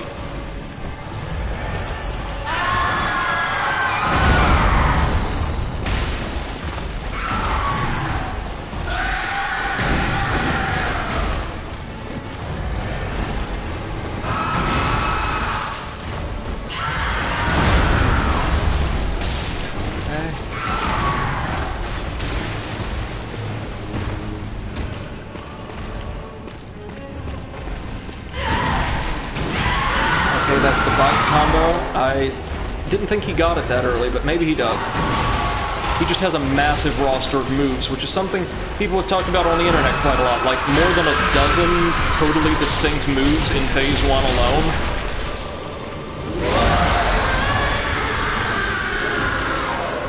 Run. Woo! Oh my god!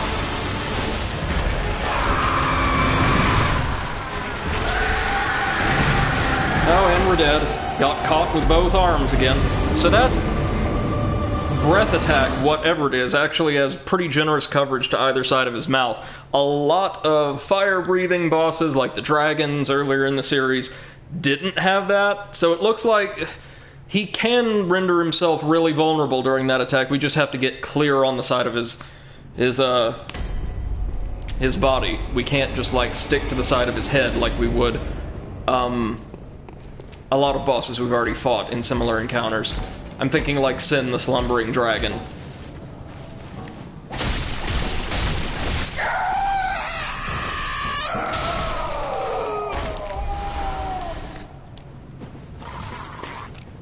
But yeah, it's weird. This...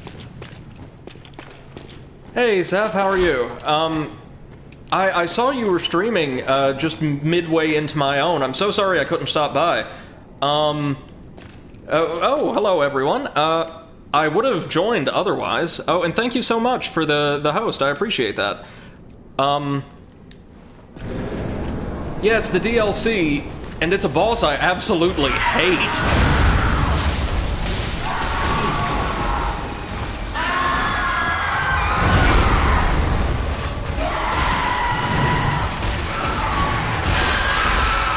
So see, we can wound him pretty easily.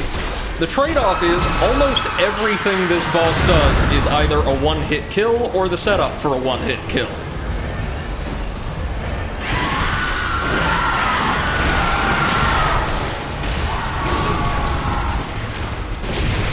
Oh god, it's this thing again. Right. Just stay back and... Oh no. Oh no. Okay, so it wasn't the long form jump that time. What was that? I've never seen that before.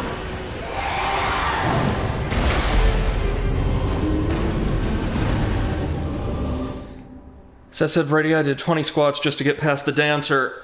The dancer's a really hard fight, provided you don't cheese it. And in fact, I don't know that I ever have beaten her without using a somewhat cheap strategy. And Exit Dust says, but the sword, though, I used an old hunter NPC for this fight. I saw there was an NPC, I just don't know how much good they would do. I had to step in and help. No, Boreal Dancer's really hard, but also an extremely rewarding fight. This is this thing's a nightmare. And I've been talking about this as I more or less vent my frustration on stream for the past hour or so. The problem I keep running into with Bloodborne is not actually the way certain encounters are designed, like, oh, a moveset's really hard to learn, or say the dancer's bizarre telegraph, something like that. It's just that the penalty for the least little mistake in Bloodborne, as opposed to the Dark Souls series, is usually instant or near instant death. There's no real chance to come back from a mistake. That's why they don't mind giving you 20 healing items at once. You're not going to get a chance to use them more often than not. And it's an issue with this kind of faster, more frenetic gameplay they fixed for Dark Souls 3.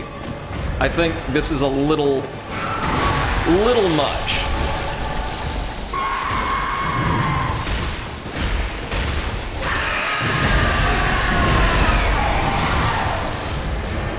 Now we do get a beautiful, beautiful reward for making it through this fight, if I will today. That I might actually be able to use. We may have the stats for it. Oh my god! Again. Exodus says, also you still on that shitty Dex build. Well, here's the thing. I found out, coming into the DLC, I guess director Miyazaki got his fingers a bit deeper into this, because every single weapon we've seen so far, with one exception, has scaled with strength almost exclusively. It's weird, right? For a game like this, all about agility and reaction, there's not that many good options for Dex. Aside from legitimately probably the best weapon I've used so far, these blades. Seth says the sword, though. Yeah, the sword... the sword's really good, and it's a callback to Kingsfield, I think, one of FromSoft's earlier games. The weird thing is, I've only ever gotten him to phase 2 once, but it seems like he's much easier once he pulls the sword out. And yes, this thing starts fighting with a sword once it reaches half health. And it fights in a very, very refined style, believe it or not.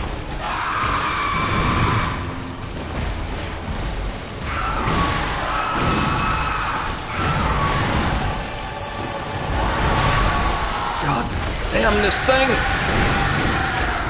This is my problem. What you saw right there.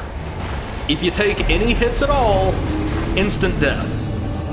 Wouldn't happen like that in most other games. And Exit says it's a callback to almost all the From games. Yeah, I think it was first used in one of the Kingsfield games. I forget which. There were quite a few. But they've included some form of the Moonlight Sword in every game that they've produced in-house from then on, including Metal Wolf Chaos, the bizarre but really satisfying mech action game about the President of the United States fighting his corrupt, evil vice president who ousted him in a ridiculously over-the-top, like, giant walker. You could get the Moonlight Sword in that game somehow.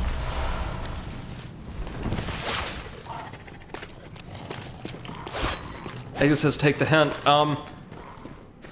Well, another thing is Bloodborne does not allow you to respec, I don't think. Dark Souls 3 does, and Dark Souls 2 did, but this game does not.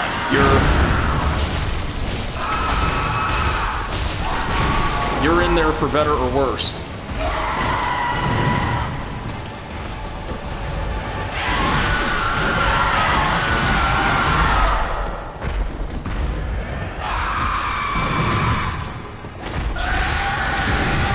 Oh, and there we go again. The attack he uses to create distance between you and himself is an instant kill, unless you manage miraculously to only get grazed by one of his arms. And yeah, this... I don't like this. I don't like this at all. And not for the challenge of evading him, just for the damage output. If he did not deal this much damage, we'd actually have a really cool and still very challenging fight on our hands. It's, I'm sorry this isn't, exactly my usual cheery brand of commentary, but I can say definitively after, like, the experiences we've shared over the past week plus, Bloodborne's still a very good game, but it's easily my least favorite entry in the franchise from a gameplay perspective. The world is incredible. It's gorgeous and very richly detailed, has a beautiful lore, but this is not as enjoyable as any other entry in this franchise. How on earth did he miss?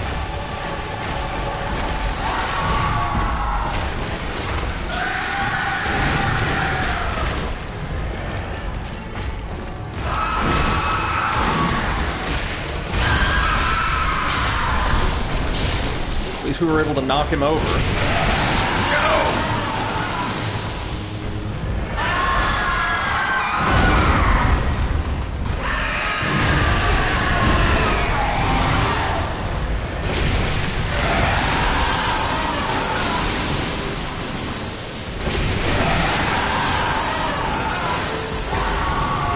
Oh. And yes, what I talked about earlier definitely seems to be the case. He does have a frankly ridiculous roster of moves. In each phase, I believe. Like, he's got a ton of moves in the second phase as well. Not that we're ever going to see that.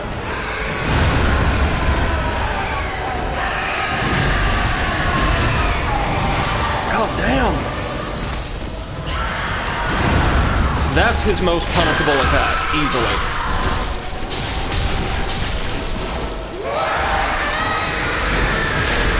Oh, and the charge. Instant kill. There we go. As it says, don't be so negative, you'll get into second phase. Oh, I did, once. And then was instantly killed by the shockwaves from his sword. I get the sense, though, that if you close the gap and actually engage with him in melee in the second phase, he's much easier than he is in the first. Is that right, generally?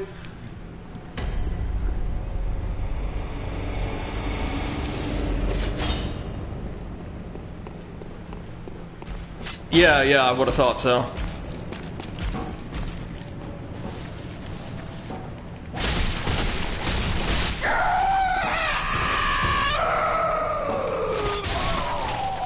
As it says, generally yes, but you need to avoid an insane AoE though. That's okay. Oh, we have maxed out our pebble storage. That's new. I would expect so. Most bosses in this game, well, actually, starting in Dark Souls 2, most major bosses had some kind of AoE to keep the player from just like sticking to their side.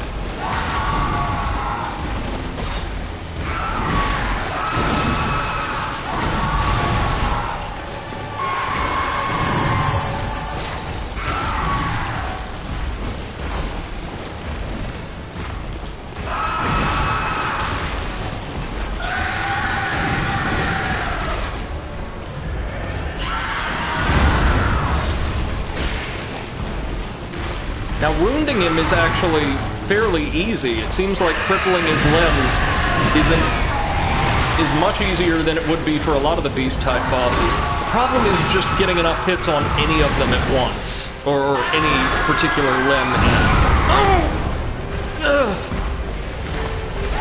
Seth says this game looks like a world of pain. It is. Compared to the other entries in the franchise, and I'm including Demon's Souls and Sekiro in my estimation, Bloodborne is considerably more punishing.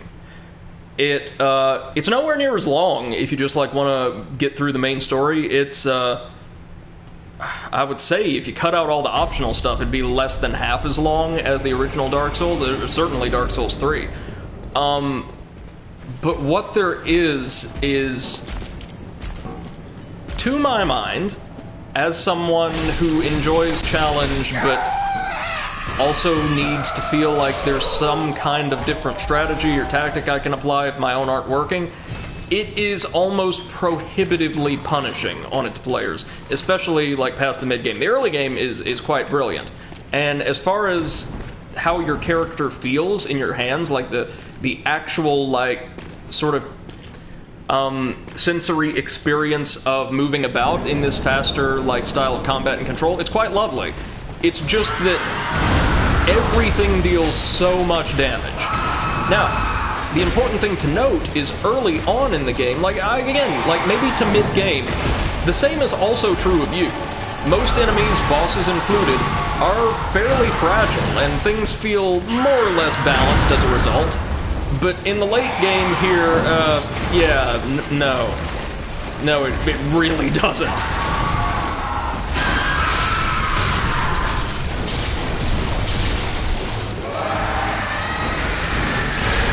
And charge, instant kill. Yep.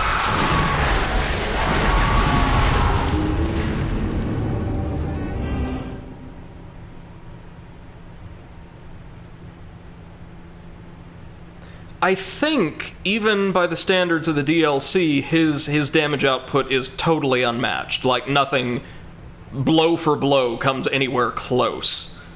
Now, in the main game, several bosses certainly do.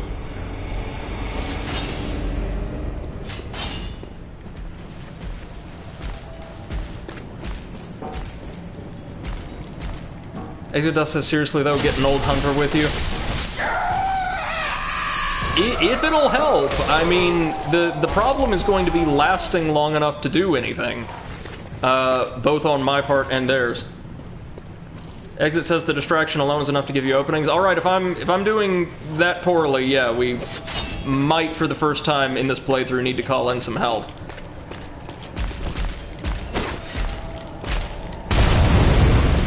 Never mind.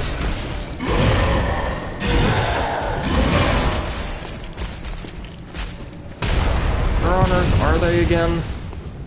Or no, the old hunter's down here. Right. Right. Sorry about this, guys. It's just I wasn't expecting that. I knew the boss had a reputation for being, like, really, really hard, like a stone wall for some people. I was not expecting most of its moves to function as effective one-hit kills.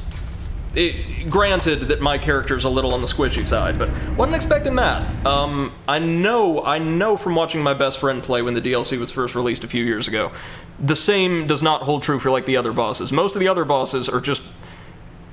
I say most because the second is something of a breather boss.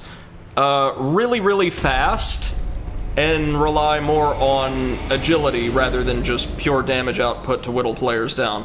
Okay, let's try doing it this way, though. I will gladly give up my insight. We've got more than enough.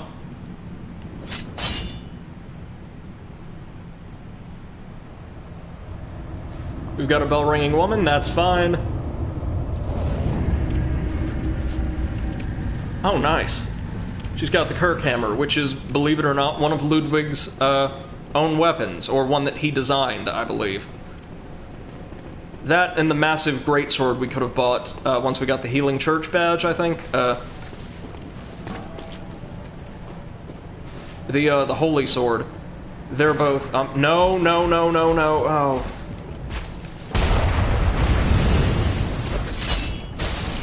Well, whatever it'll take to keep you alive.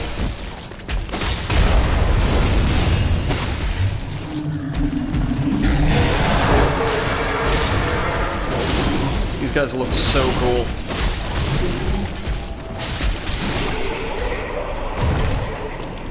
Okay. Henriette, this way. This way. Away from the giant, like, possessed executioners. Generally the best way to navigate this. Not entirely sure what the witch is doing here, but really, really grateful for this guy. At least they do give you a few free blood vials outside the boss room every time. They knew what players were in for. I will give them that.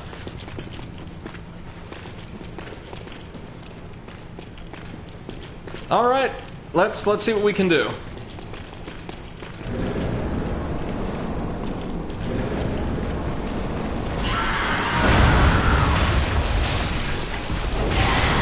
Oh, there you go, and yeah, she's wielding a heavy weapon, so we'll be able to actually, you know, damage him. Or stun him, I should say. Oof. But it also looks like he's going to eat her alive.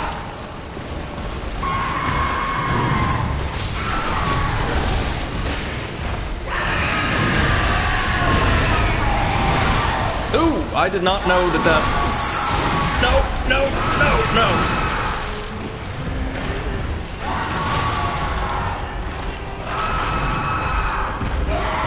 Oh, she will heal herself, though. Good. Never mind. I hate that attack. That's easily his worst attack. It says there's also a hunter where you killed the crows. Okay, I'll try summoning that one this go around. Yeah,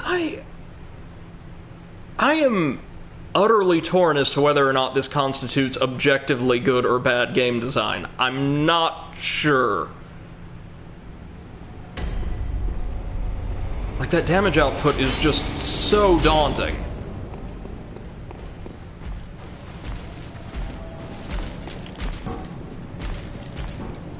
I guess it has so much salt in that remark. No. I've been trying to assess these games from a design perspective ever since we started playing Dark Souls, and I honestly do not know.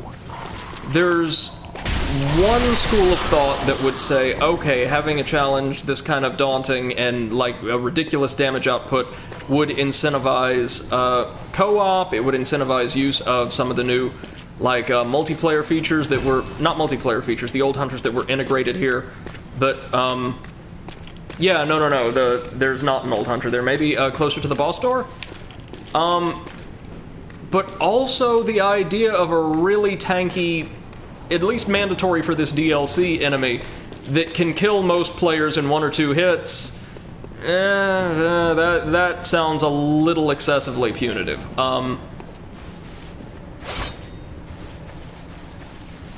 Exit says, no, he should have been there. Is there an NPC I can talk to I may have missed? I spoke to the guy near the chapel shortcut.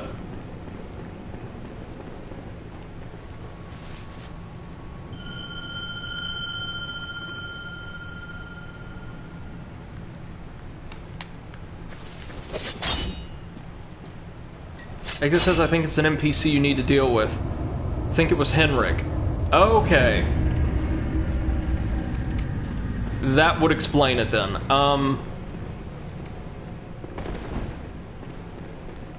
Because I did kill him, but not before he killed Eileen. Somehow, like, he just went to town on her straight away and cut her down quite easily. I think while I was prepping, like, one of my heavy attacks. And maybe because we didn't, like, complete her quest line, or that arm of the quest line, he didn't appear here. Or maybe we needed to make it this far in the game without killing him to have his bell appear. Well, me and our hammer buddy might be able to make this.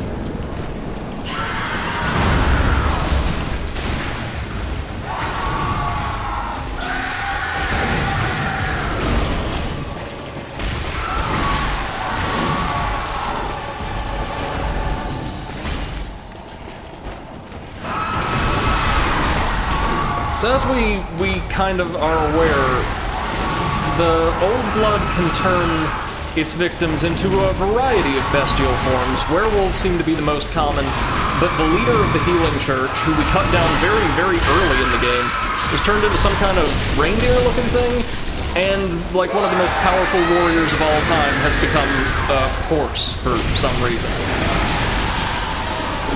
Sure, whatever. I think he looks really cool, honestly. Uh-oh.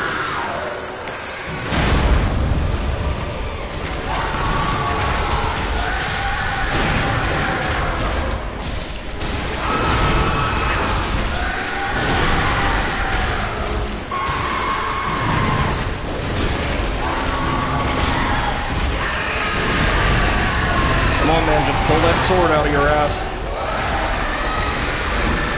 We'll be having fun then.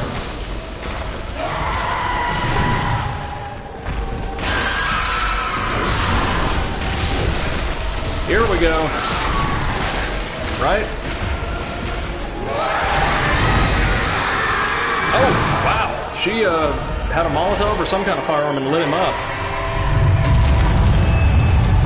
Oh, Oh, it's Valter! Exit says it's Valter, yeah. You can summon Valter from the area in front of the boss room provided you've joined the League and have the Impurity rune equipped. He wields the Whirligig Saw. Yes, okay. I see, and we're a part of the Vile Bloods. That's our problem. You were at my side all along.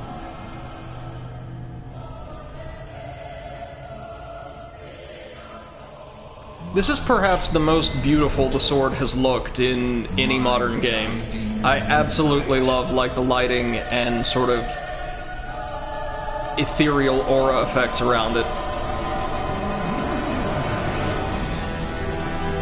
And he's in his right mind, largely, again.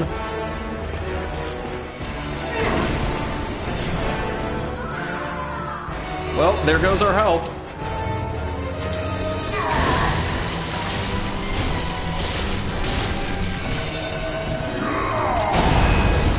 That must be our AoE.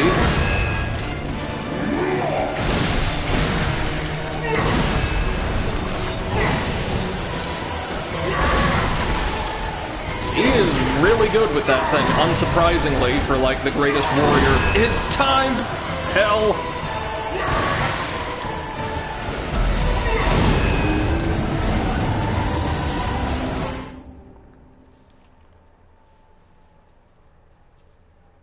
Well, that was better than the first time we got him down that low, barely.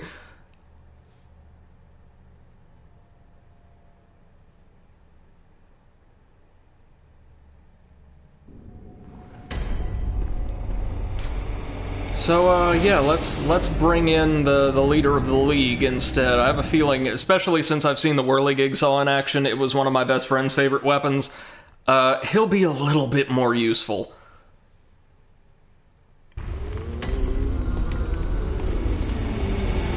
Everything's still fine. Let's get us a brand new rune.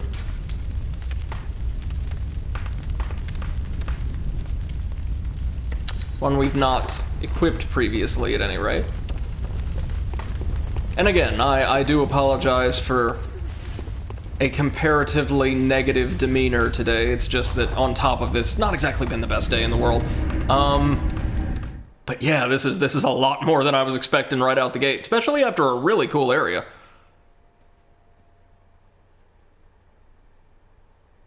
But after this, we do reach an area that I know for a fact is going to be something of a breather.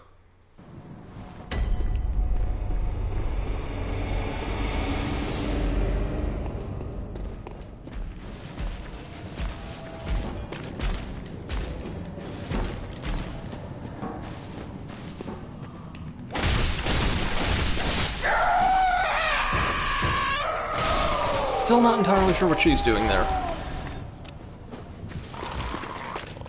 There he is. Thanks for that, Exit. We're going to hopefully make some use of this. Or get some use out of this, I should say.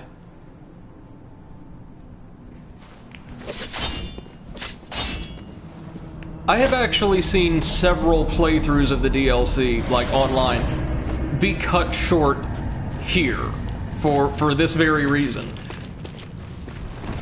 And based on what I've seen, Exit says finally using that insight you've been hoarding. Well, thanks to a post-launch patch, you can trade like 60 insight or some odd to the Bath Messengers for a Blood Rock after defeating Murgo's Wet Nurse, or several times. You can do it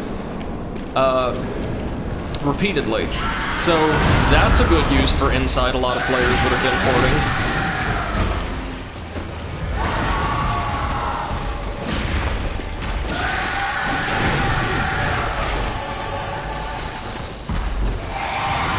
Come on.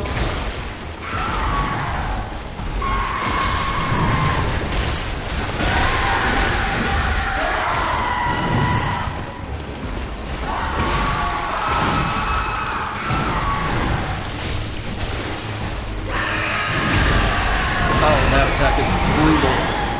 Keep forgetting about the follow-up, don't I?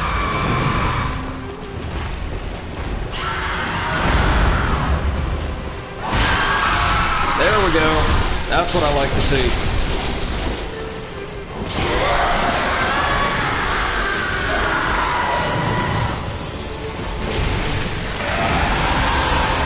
just the worst horse.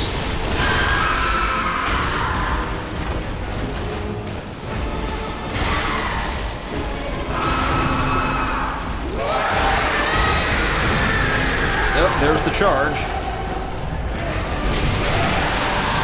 Woo!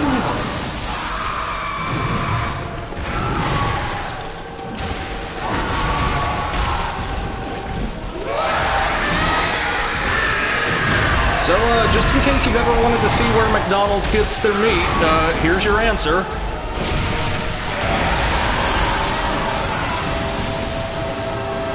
It's very hard work.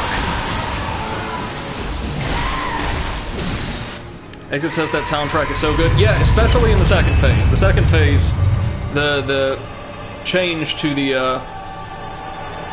OST is just brilliant. Alright, we got you, we good.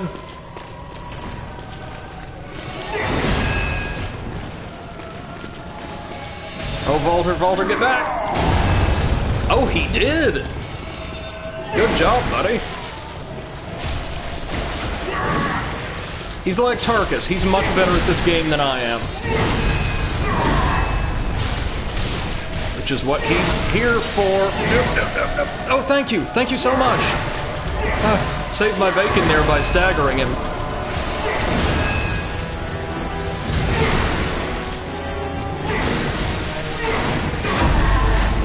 Oh, he's parryable then, I think. Or was. How was that? Oh, no. Oh, that! Yeah, we can punish that.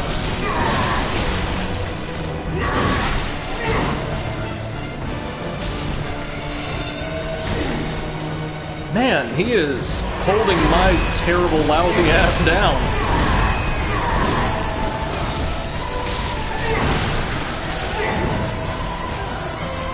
Oh god, yeah, this track is beautiful.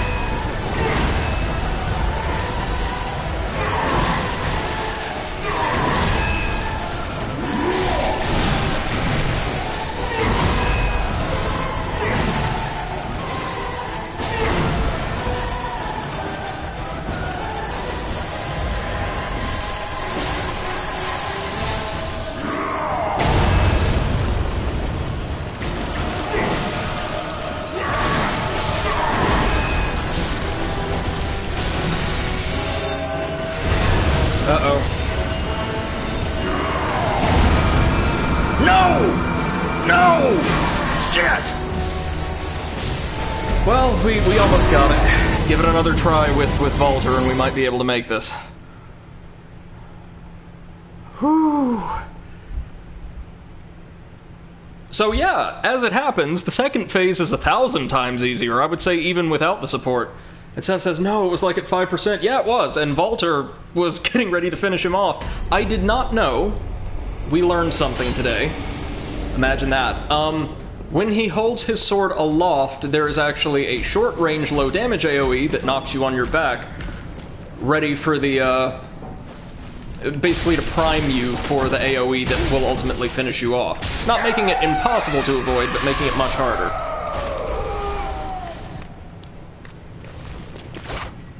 Exit says, Volter saved your life there earlier. Boss was going to shoot you and Volter interrupted him. Yeah, no. He saved my life multiple times because the Whirligig Saw is...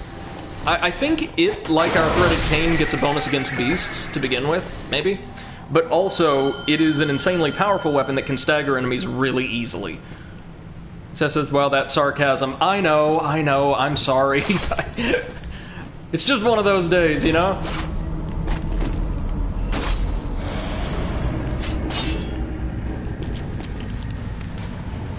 Oh, right. It's just pebbles, which I am certain will come in handy, like in those lower Chalice dungeons. Those pebbles are gonna save our life. Just watch and see. There's a reason we're collecting all of them. It's totally not because I will compulsively collect anything that appears shiny and gives me an X button prompt.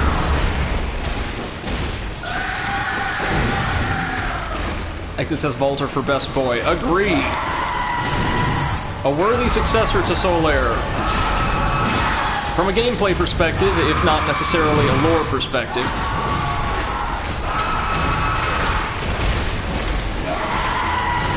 Basically, Solaire if he was insane from the start.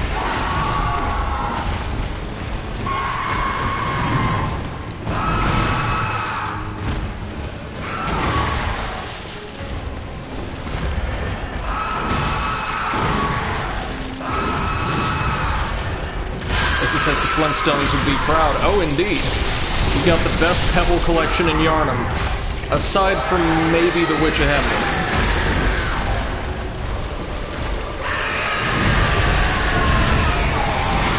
So we're not doing quite as well this time around.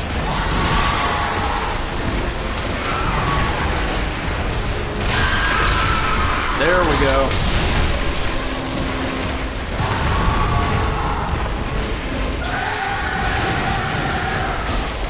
Almost got him down to Holy Blade phase.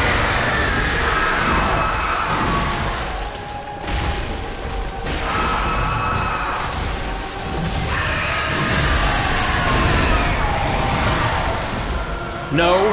No! Oh, man! It's not like it matters.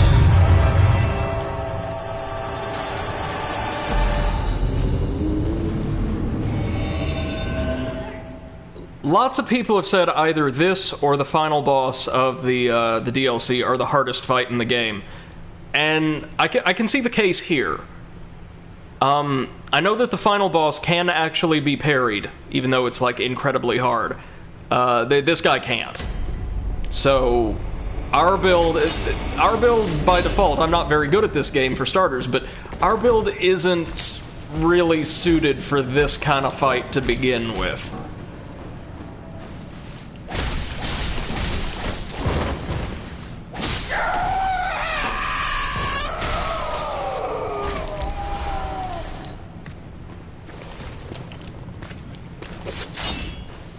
Oh, wait.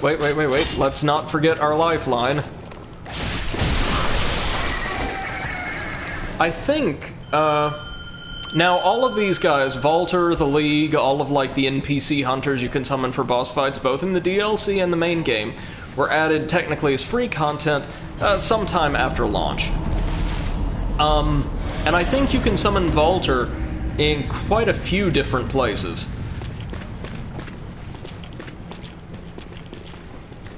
That's true, he'd be ridiculously overpowered for most. Okay, let's try this again, from the top.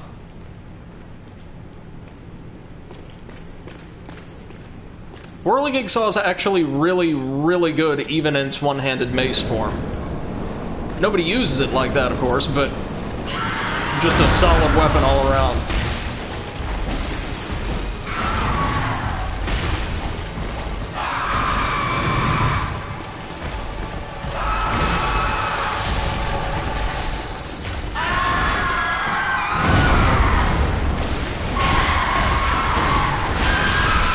We got him in the head enough times to stun him.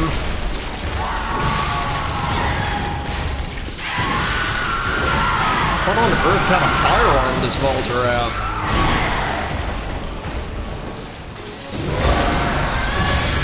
Oh no.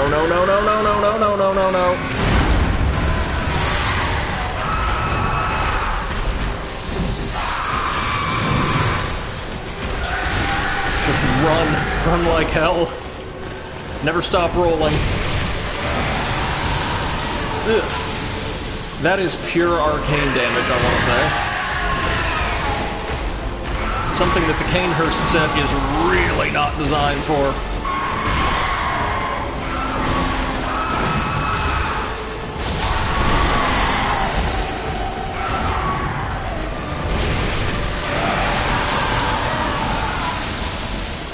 And look at Volter going right in and stunning him. Okay. Back down to phase 2. Help us out, best boy.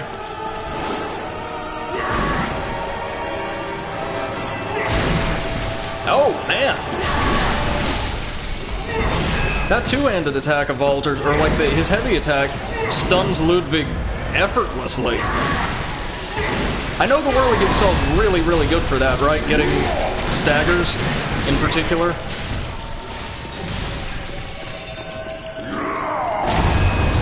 So he's got a short-range AoE, and then he's got the real slobber knocker. Yeah, there we go. Right on. So it didn't deal a ton of damage, but, you know, enough. Oh, here it comes.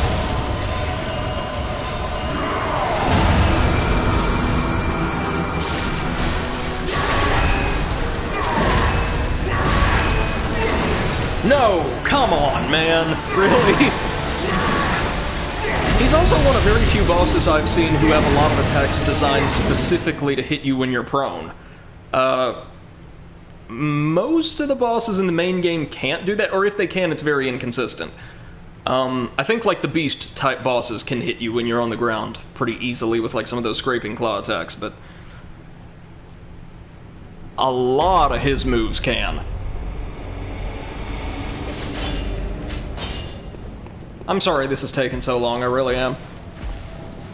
Exit says you can roll out of that combo when you get hit by it. Well, I did after attack 1, and we dodged attack 2. But 3 and 4, I don't... Oh no, Exit says you can't roll out of that combo when you get hit by it. Okay, no, I got you. That's, Oh, that's nasty.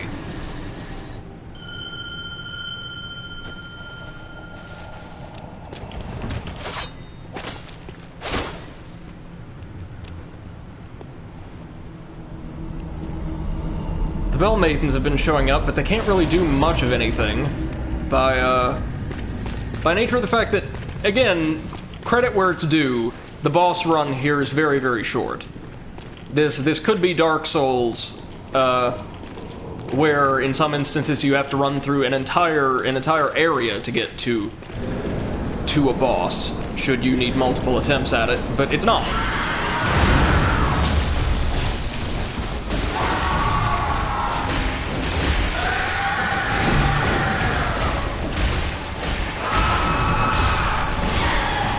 Again, from like a pure design perspective, like his moveset, his visuals, all of that, everything aside from the damage output, I actually really like this character.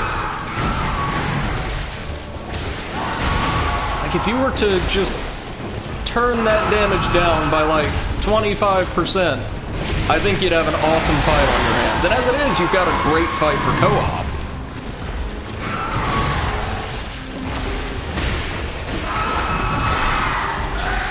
Obviously.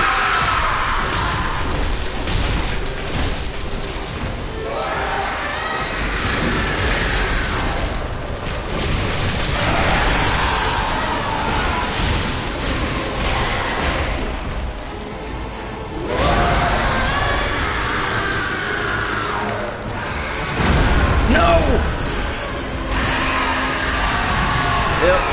Yep, there we go.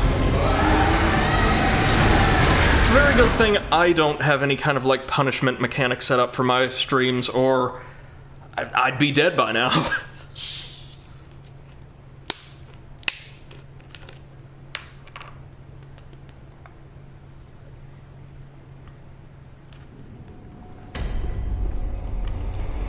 Exit says 1 out of 10. Oh no, well, here's the thing.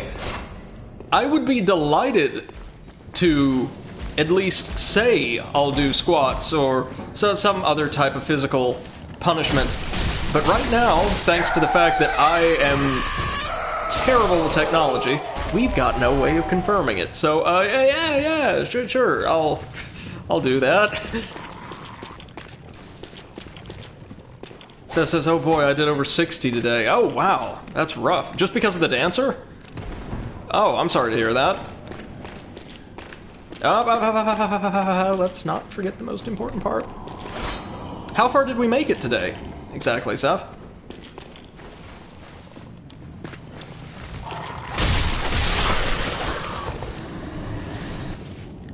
It says we were stuck there for a long time. Yeah, like, again, unless you use the cheap tactics, that's one of the harder bosses in the base game. Easily. Just because that moveset.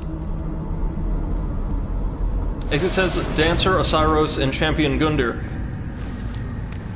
Champion Gundyr, for my money, I think gave me more trouble than any other boss in the game, my first playthrough. Like, easily.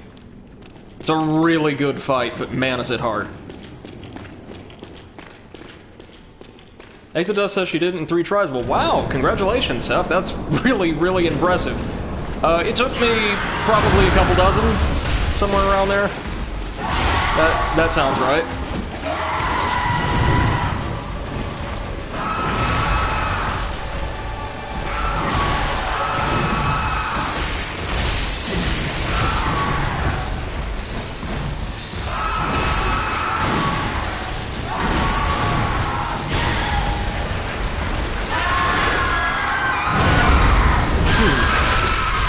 Sorry, I'm really thinking about this fight as I play it. I think I might be onto something, maybe, kinda, sorta.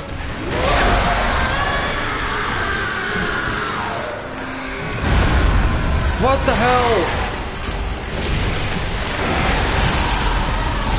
So, not fond of that attack. I've died dozens of times here. I almost get the sense like this fight is designed simultaneously to provide a real challenge for the folks who had just been mainlining the game for months and learning it in and out, which again there was some distance between initial release and the series of free patches and content and then ultimately the DLC, but also to show off some of the multiplayer and co-op mechanics that, while present in Bloodborne at launch, were kind of de-emphasized.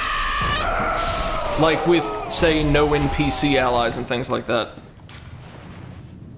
Exodus says, don't move that much when he jumps up. If the blood is close, he'll drop, and you need to time your roll on that. Okay. I've also been able to dodge it several times just by sprinting non-stop. But literally non-stop from the time he jumps up.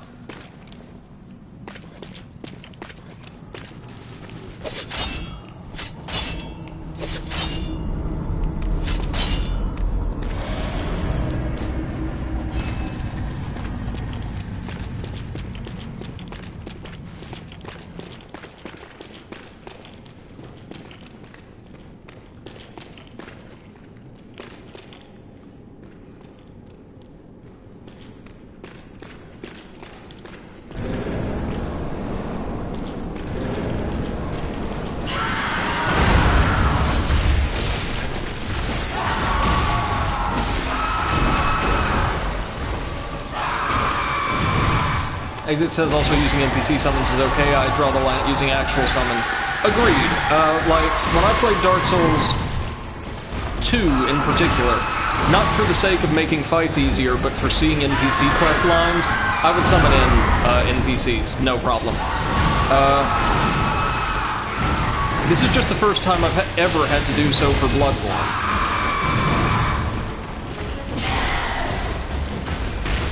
I mean, I probably should have many more times, but it's the first time we have.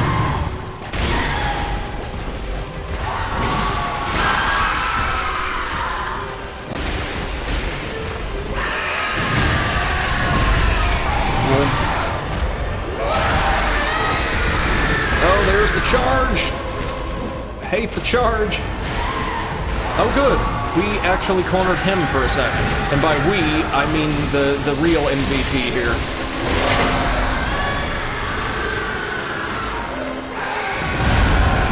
No! Exodus says, yeah, I'm at your Lady Maria and cannot use an NPC summon because there is none, and I don't want to use a normal summon yet.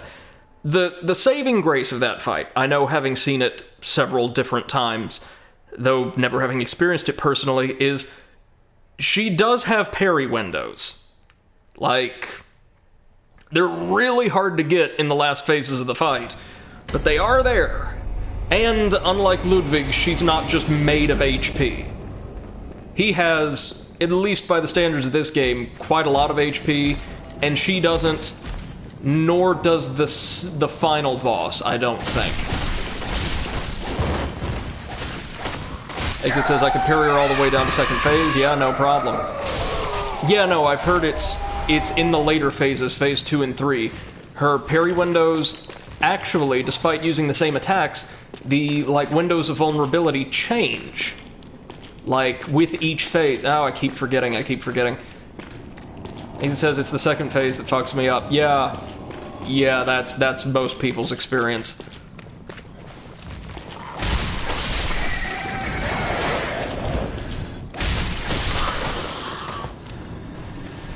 Now, it has a near universal reputation as the best fight in the DLC. And right now, I'm not gonna challenge that. It seems really, really, really well designed.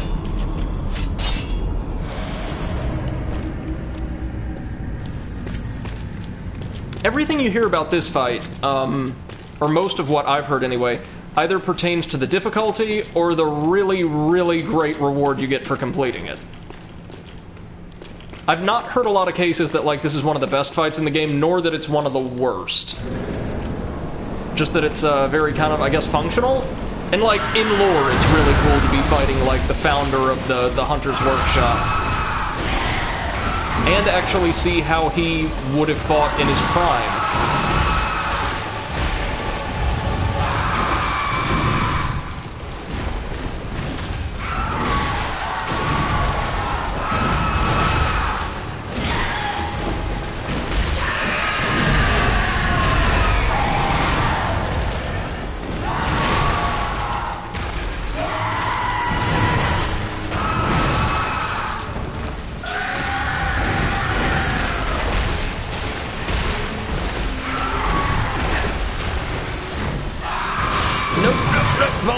Walter, thank you.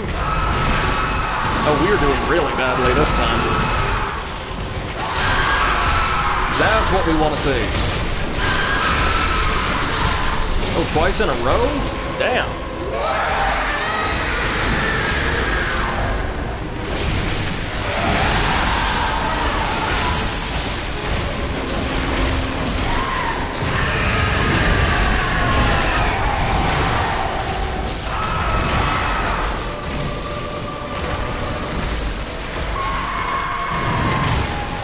Got him.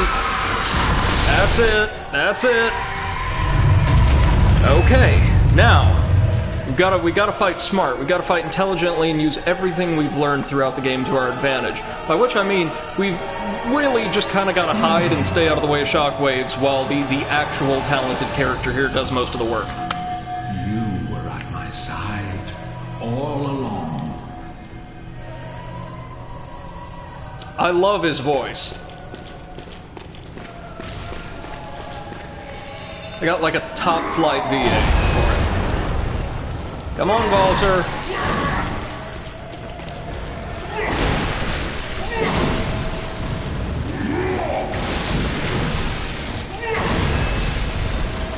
He's fast. He's very fast with the sword. Attacks are more telegraphed, I'd say, like the big ones anyway. But he really knows his blade work.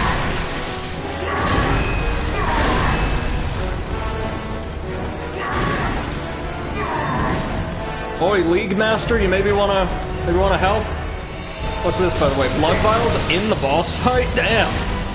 They knew what they were doing. This is actually gonna deal more damage than the visceral attack would, all told, like both of us just wailing on him. Uh-oh. Focus on Walter. Focus on Walter. He's the one who's dealt most of the damage to you, that's right.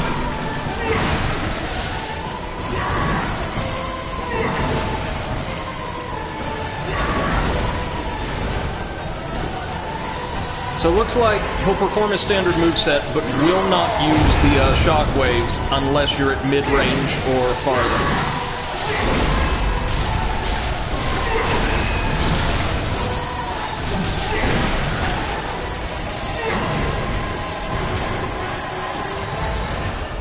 Okay.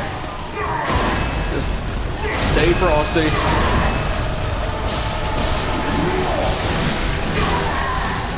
Oh. Walter, saving my hide once again. Bless you.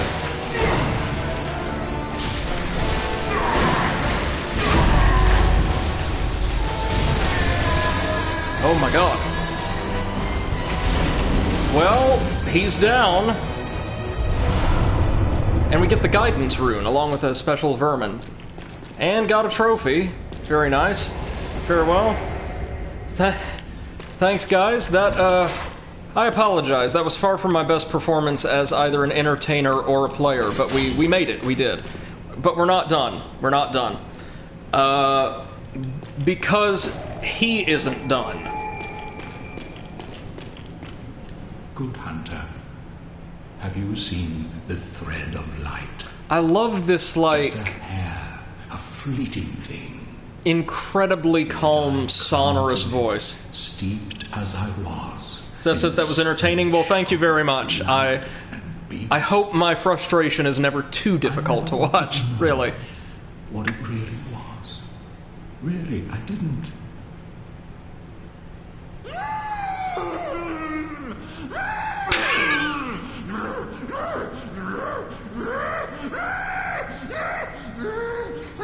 Man, I feel you. I have been there all afternoon.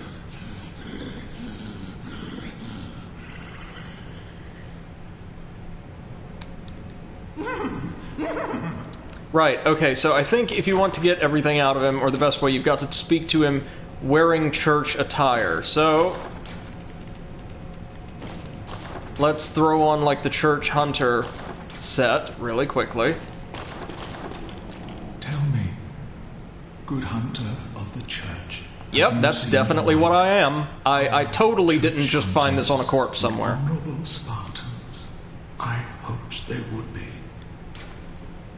So he's asking if, like, his hunters have, like, done his legacy proud and have been honorable defenders of the people. The truth is not really, but he's a valiant old hero and these are in his last moments. And he might just give me something if I please him, so we're going to say yes! Ah, good. That is a relief. To know I did not suffer such denigration for nothing. Thank you kindly. Now I may sleep in peace, even in this darkest of nights. I see the moonlight.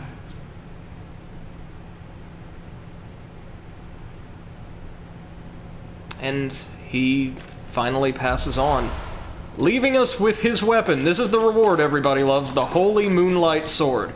So real quick, we're going to go back to Hunter's Dream, and I want to show you guys a couple of things real quick. Instead of the Canehurst helmet, I think we're going to wear my favorite armor in terms of aesthetics moving forward, the phenomenal Bone Ash set.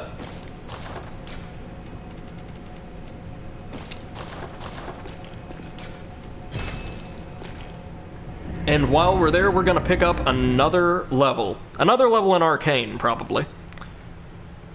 Whew, okay, so I think I aged about, like, 5 years in 2 hours. First things first, there's a weapon we could have bought with, like, the church hunter badge. I'll buy just to show you really quickly. It's Ludwig's Holy Blade for 20,000 echoes. Seth says, love that hat. Oh, yeah, no, this armor is really, really cool. And is entirely optional. You actually find it in these Chalice dungeons, which are not a part of the main campaign and cannot be accessed from the main game world. They are totally optional, largely procedurally generated content, and you can get this really wicked-looking cross between, like, a stereotypical witch and symbiote Spider-Man, something like that, from one of those dungeons. From one of the easiest fights in the game, actually. So Ludwig's Holy Blade is a very, very popular weapon, or at least it was around the time I played this game when it, you know, shortly after it first came out. And it's a bit like the Kirk Hammer with greater reach and slightly increased speed. Doesn't deal quite as much damage, I think, but it doesn't need to.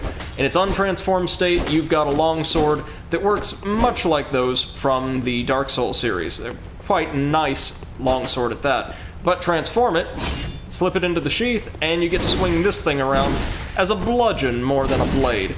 And this was inspired by Sir Ludwig's own personal weapon, which we just acquired.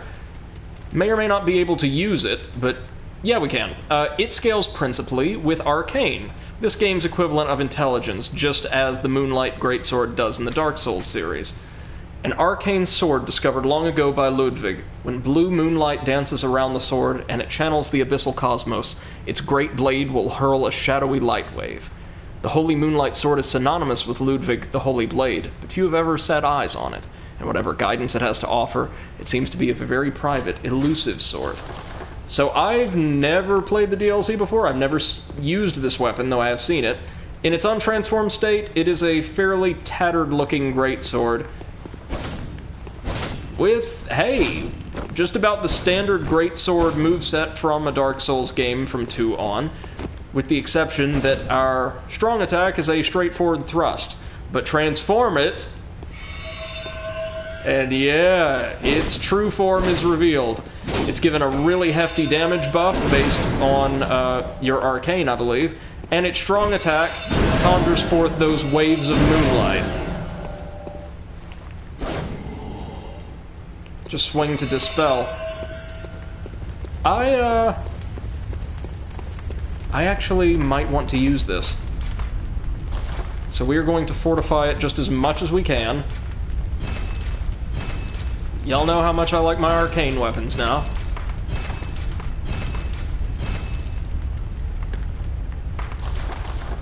Okay, so at present, without any kind of gems or any of the sort, Exodus says, yeah, one-handed it scales with strength and dex, and transformed it scales on strength, dex, and arcane. It's so good. I might actually use this, making it easily the biggest weapon I've ever used in a Soulsborne entry for any period of time. Just because I've never had a build in Dark Souls that was, like, suitable for the Moonlight Greatsword, despite it being aesthetically one of my favorite weapons in the series. So it deals...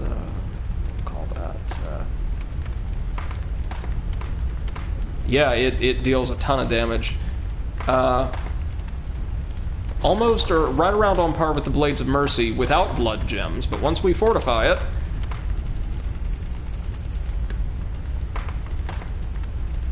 like so. Exodus says plus 10 that puppy? Not quite yet, but we're getting as much as we can. Comfortably, anyway.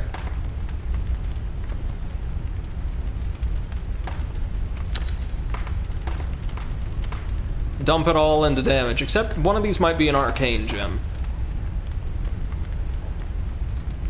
Yeah, oh, but it deals so much more physical damage, that's what we're going with. Oh, this is frankly obscene, the amount of damage this thing is going to do now.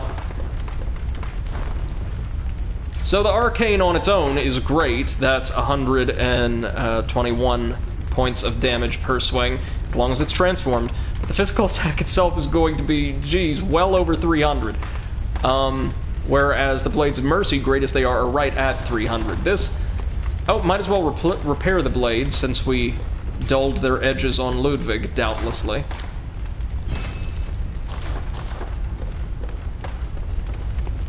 And now, friends, I think there may be no better time or place to test this thing out than in a Chalice dungeon. Why not? We're not going for that undead giant yet, because I don't absolutely hate myself. But instead we're going to explore the second and final, like, main Hintertomb chalice, the lower Hintertomb. Remember, this is the dungeon that incorporates a lot of poison-type enemies and traps into its design. Should be 3 or 4.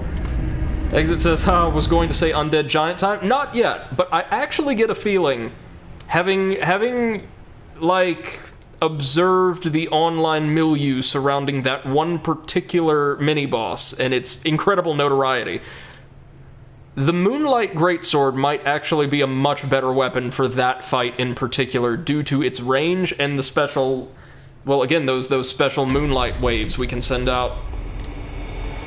Okay, so Brady's going to, like, violate his values, all that he believes in, and attempt to use a heavy weapon in one of these. Well, I say a heavy weapon. This is about as light as a heavy weapon gets in Bloodborne or Dark Souls. It's a very light greatsword, usually. Alright, what do we got? we got bloodstone. Or gems.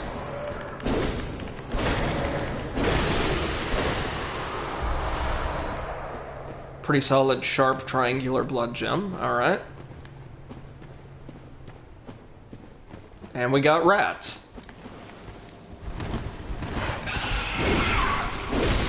Oh yeah, okay. Yeah, that's pretty good.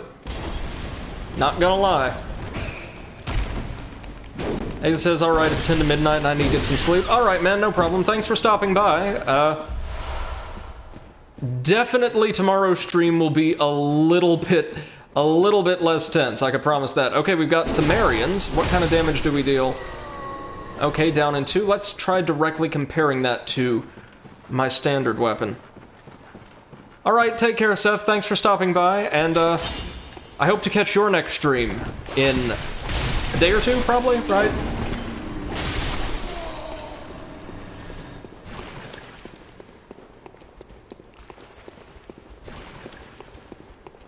Are we already to the boss switch?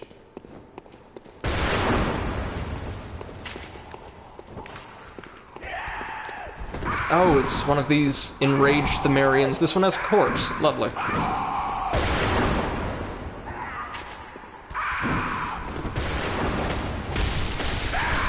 Oh, we're streaming Mortal Shell tomorrow. Alright, I'll definitely tune in for that then. Take care, y'all. Thanks so much for dropping by and for your patience. I appreciate you.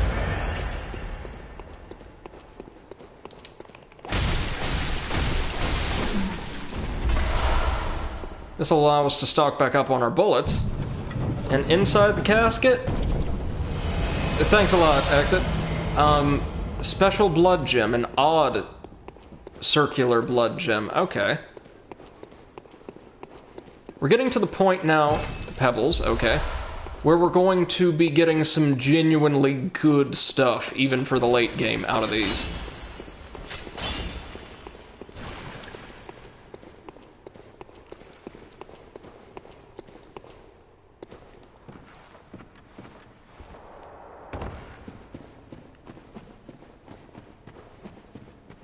If nothing else, I think Ludwig may have trained us for a fight like the Undead Giant where just about everything can one-shot you. The only question, then, is there like a co-op partner phantom present on that floor of the Chalice Dungeon? Some of these Chalice Dungeons, thanks to like post-game patches, do have NPC hunters available to assist. Not all of them, though. I think particularly the deeper ones. So the way this works, I found out, is each of the 4 different tile sets effectively operates as its own, like, little quest line. And you're able to get, like, special, more challenging versions of extant dungeons as you go through, of course. But, like, there are 5, like, mainline fixed Thumeru dungeons. We're currently on the 3rd. Only 2 mainline... Oh, there's a slime. Of course, there's a slime. And we're dead. Nah, my fault. Should have seen that one. 2 Hintertomb dungeons, 2 Lauren I think just 2 Lauren dungeons, and just 1 ice. To actually quote-unquote complete the Chalice Dungeon content, you know, see most of the optional bosses you wouldn't see anywhere else, collect most of the important gear, all that, you need to defeat the final boss of the 5th and final Thumerian dungeon. All the rest of this is just gravy. And, as a Southerner, I'm fairly certain I am, like, obligated by law to really, really love gravy, so... You know we're going to be experiencing as much of this as we can.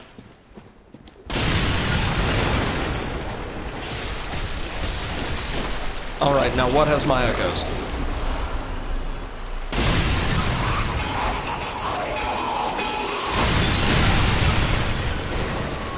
What has my echoes and what's throwing the bombs?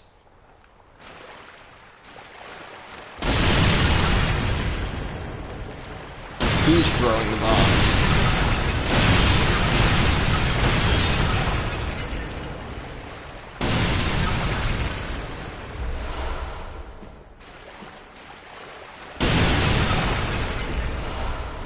Oh, there you are.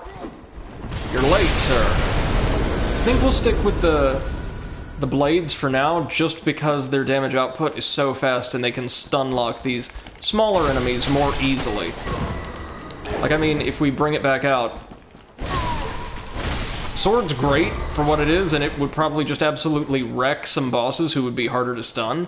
But, against smaller enemies, human-sized enemies, or smaller, I would say, this is probably the way to go.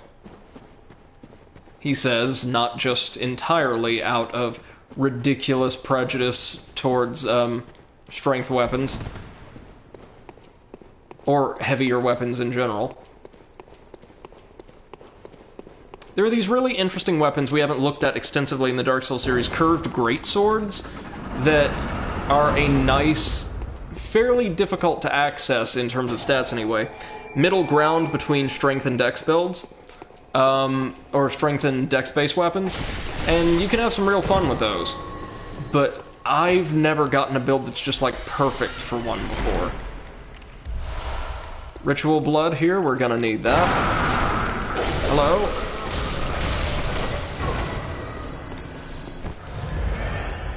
Thanks to that moon rune, though, we are getting plenty of echoes from this dungeon. Like almost a grand from every Thumerian.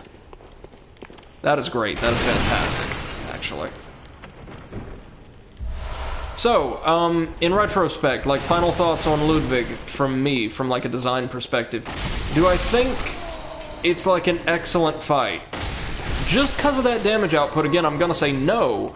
Caveat being, like, co-op, especially, like, if you've got either a friend or with one of the available phantoms, it can be simultaneously challenging and I think a lot of fun, like a great bonding exercise, certainly, for you and maybe one of your buddies if you're working through the game together. But as it is, his brilliant and genuinely challenging to learn diverse moveset and the powerful aesthetics of the fight are kind of hampered by, again, just that insane damage. If he could not kill me consistently in one or two hits with even, like, quote-unquote regular attacks that aren't, like, very clearly telegraphed, like the breath attacks, hold on. Oh my, this thing might kill me.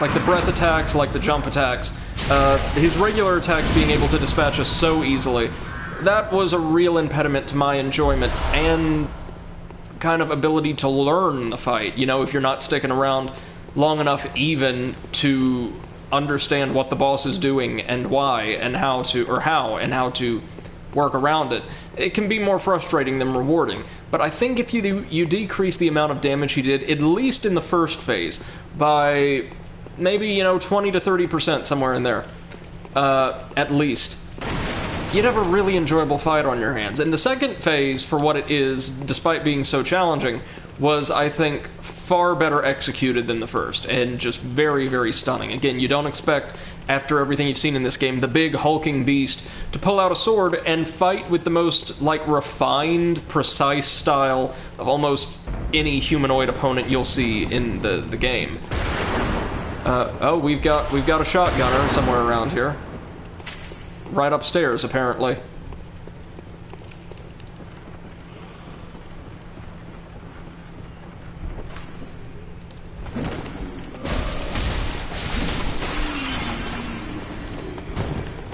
Let's not forget that they have grab attacks.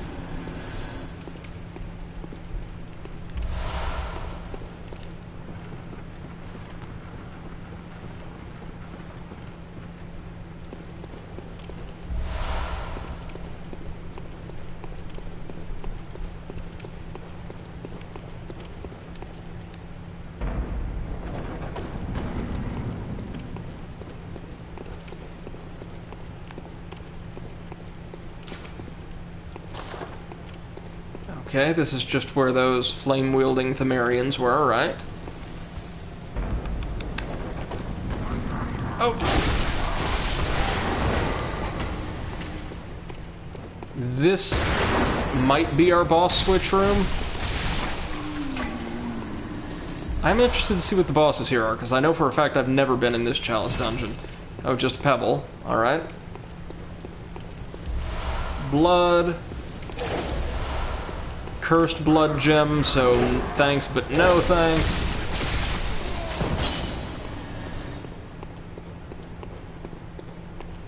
Yep, there's our switch.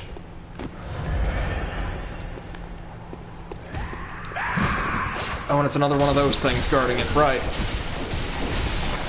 A particularly tanky one, but down they go. And we got a sage's wrist from them.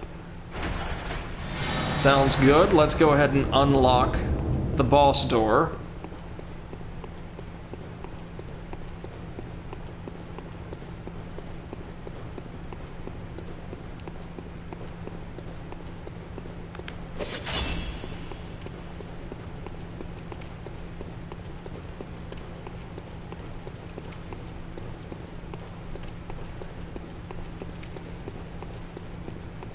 Oh yeah, we never did open this passageway, did we?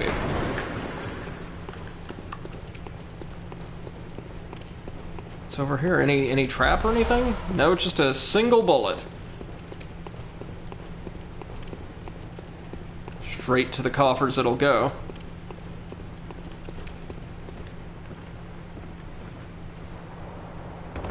Boss time, then, I guess. Unless, of course, there's like another little passageway on the other side of the boss door. Like there often is. Oh no! A trap that summoned in some of these guys. Oh no.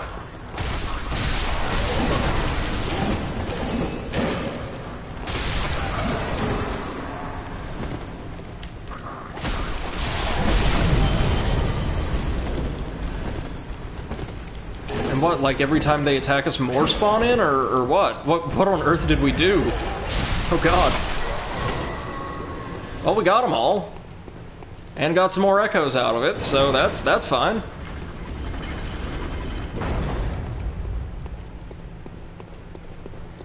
And yeah, we have another passage here, maybe leading to another sarcophagus?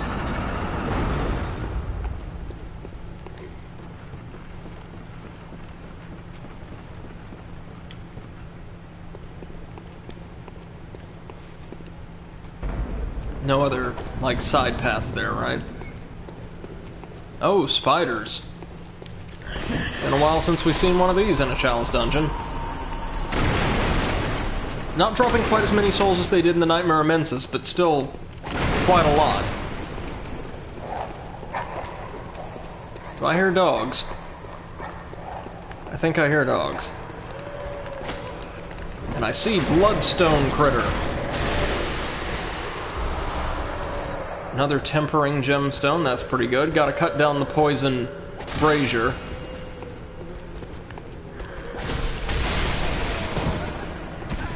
Oh!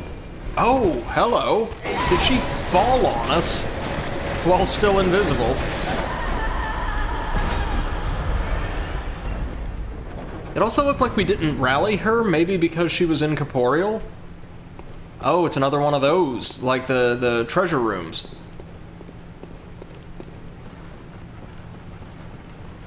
We'll want to save the best for last, then.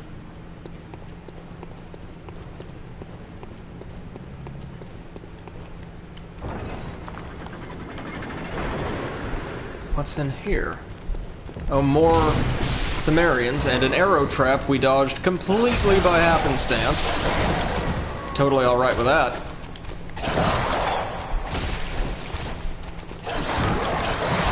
And dog. Probably a couple pebbles in here, but we got some throwing knives. Pebble. Blood vials. Thank you very much.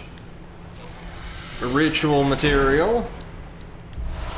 More ritual blood, good. And a bullet. And we go even deeper. Or no, this is just another way back around to... Yeah. Okay, well, was there another door up in the loft there?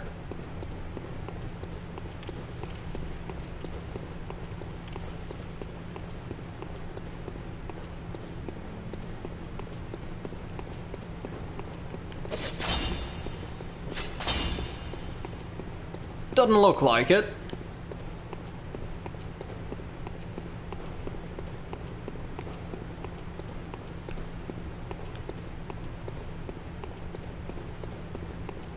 And we've been through here, right? No, we've not. Another little goodie? Blood vial. Bullets.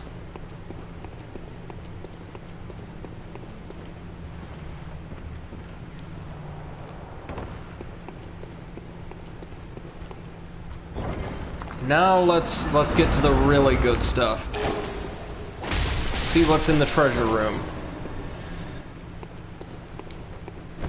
Looks like we got one of those crazed Thumerian soldiers with dual-wielding flaming sides.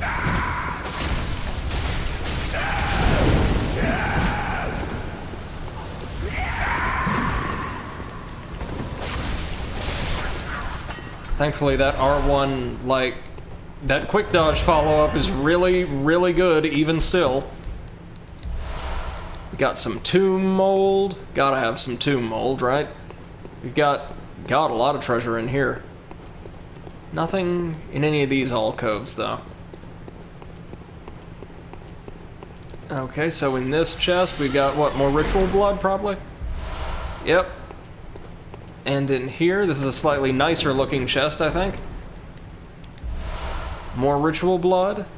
And finally, in the sarcophagus itself, either probably a bunch of advanced tomb mold or a blood gem, maybe? Oh, ritual blood. But a decent amount of it, like two stocks of it. Okay, I think that might be everything, and we're ready to take on the boss, whatever it is. And, geez, after what we've been through today, I would dare say I'm ready for just about anything, within reason.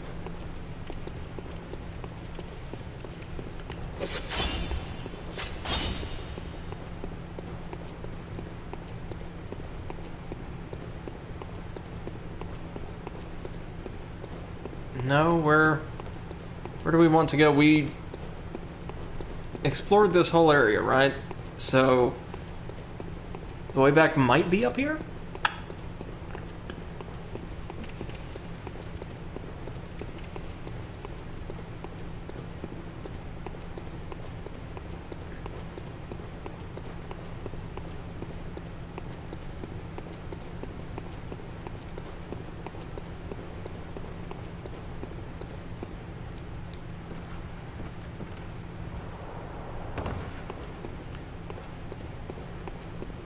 I'm missing something here, right? Gotta be. Just gotta be. Oh yeah. Yeah, here we go. My bad.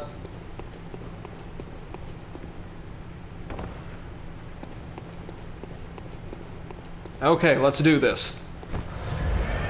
What do we got?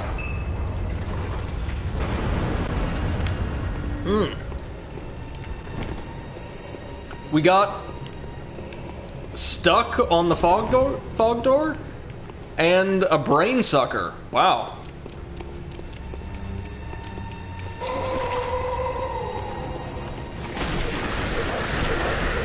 Now, of course, if this thing manages to connect, it'll probably be an instant kill. That's why we've got to use the pillars to protect ourselves from its magic attacks.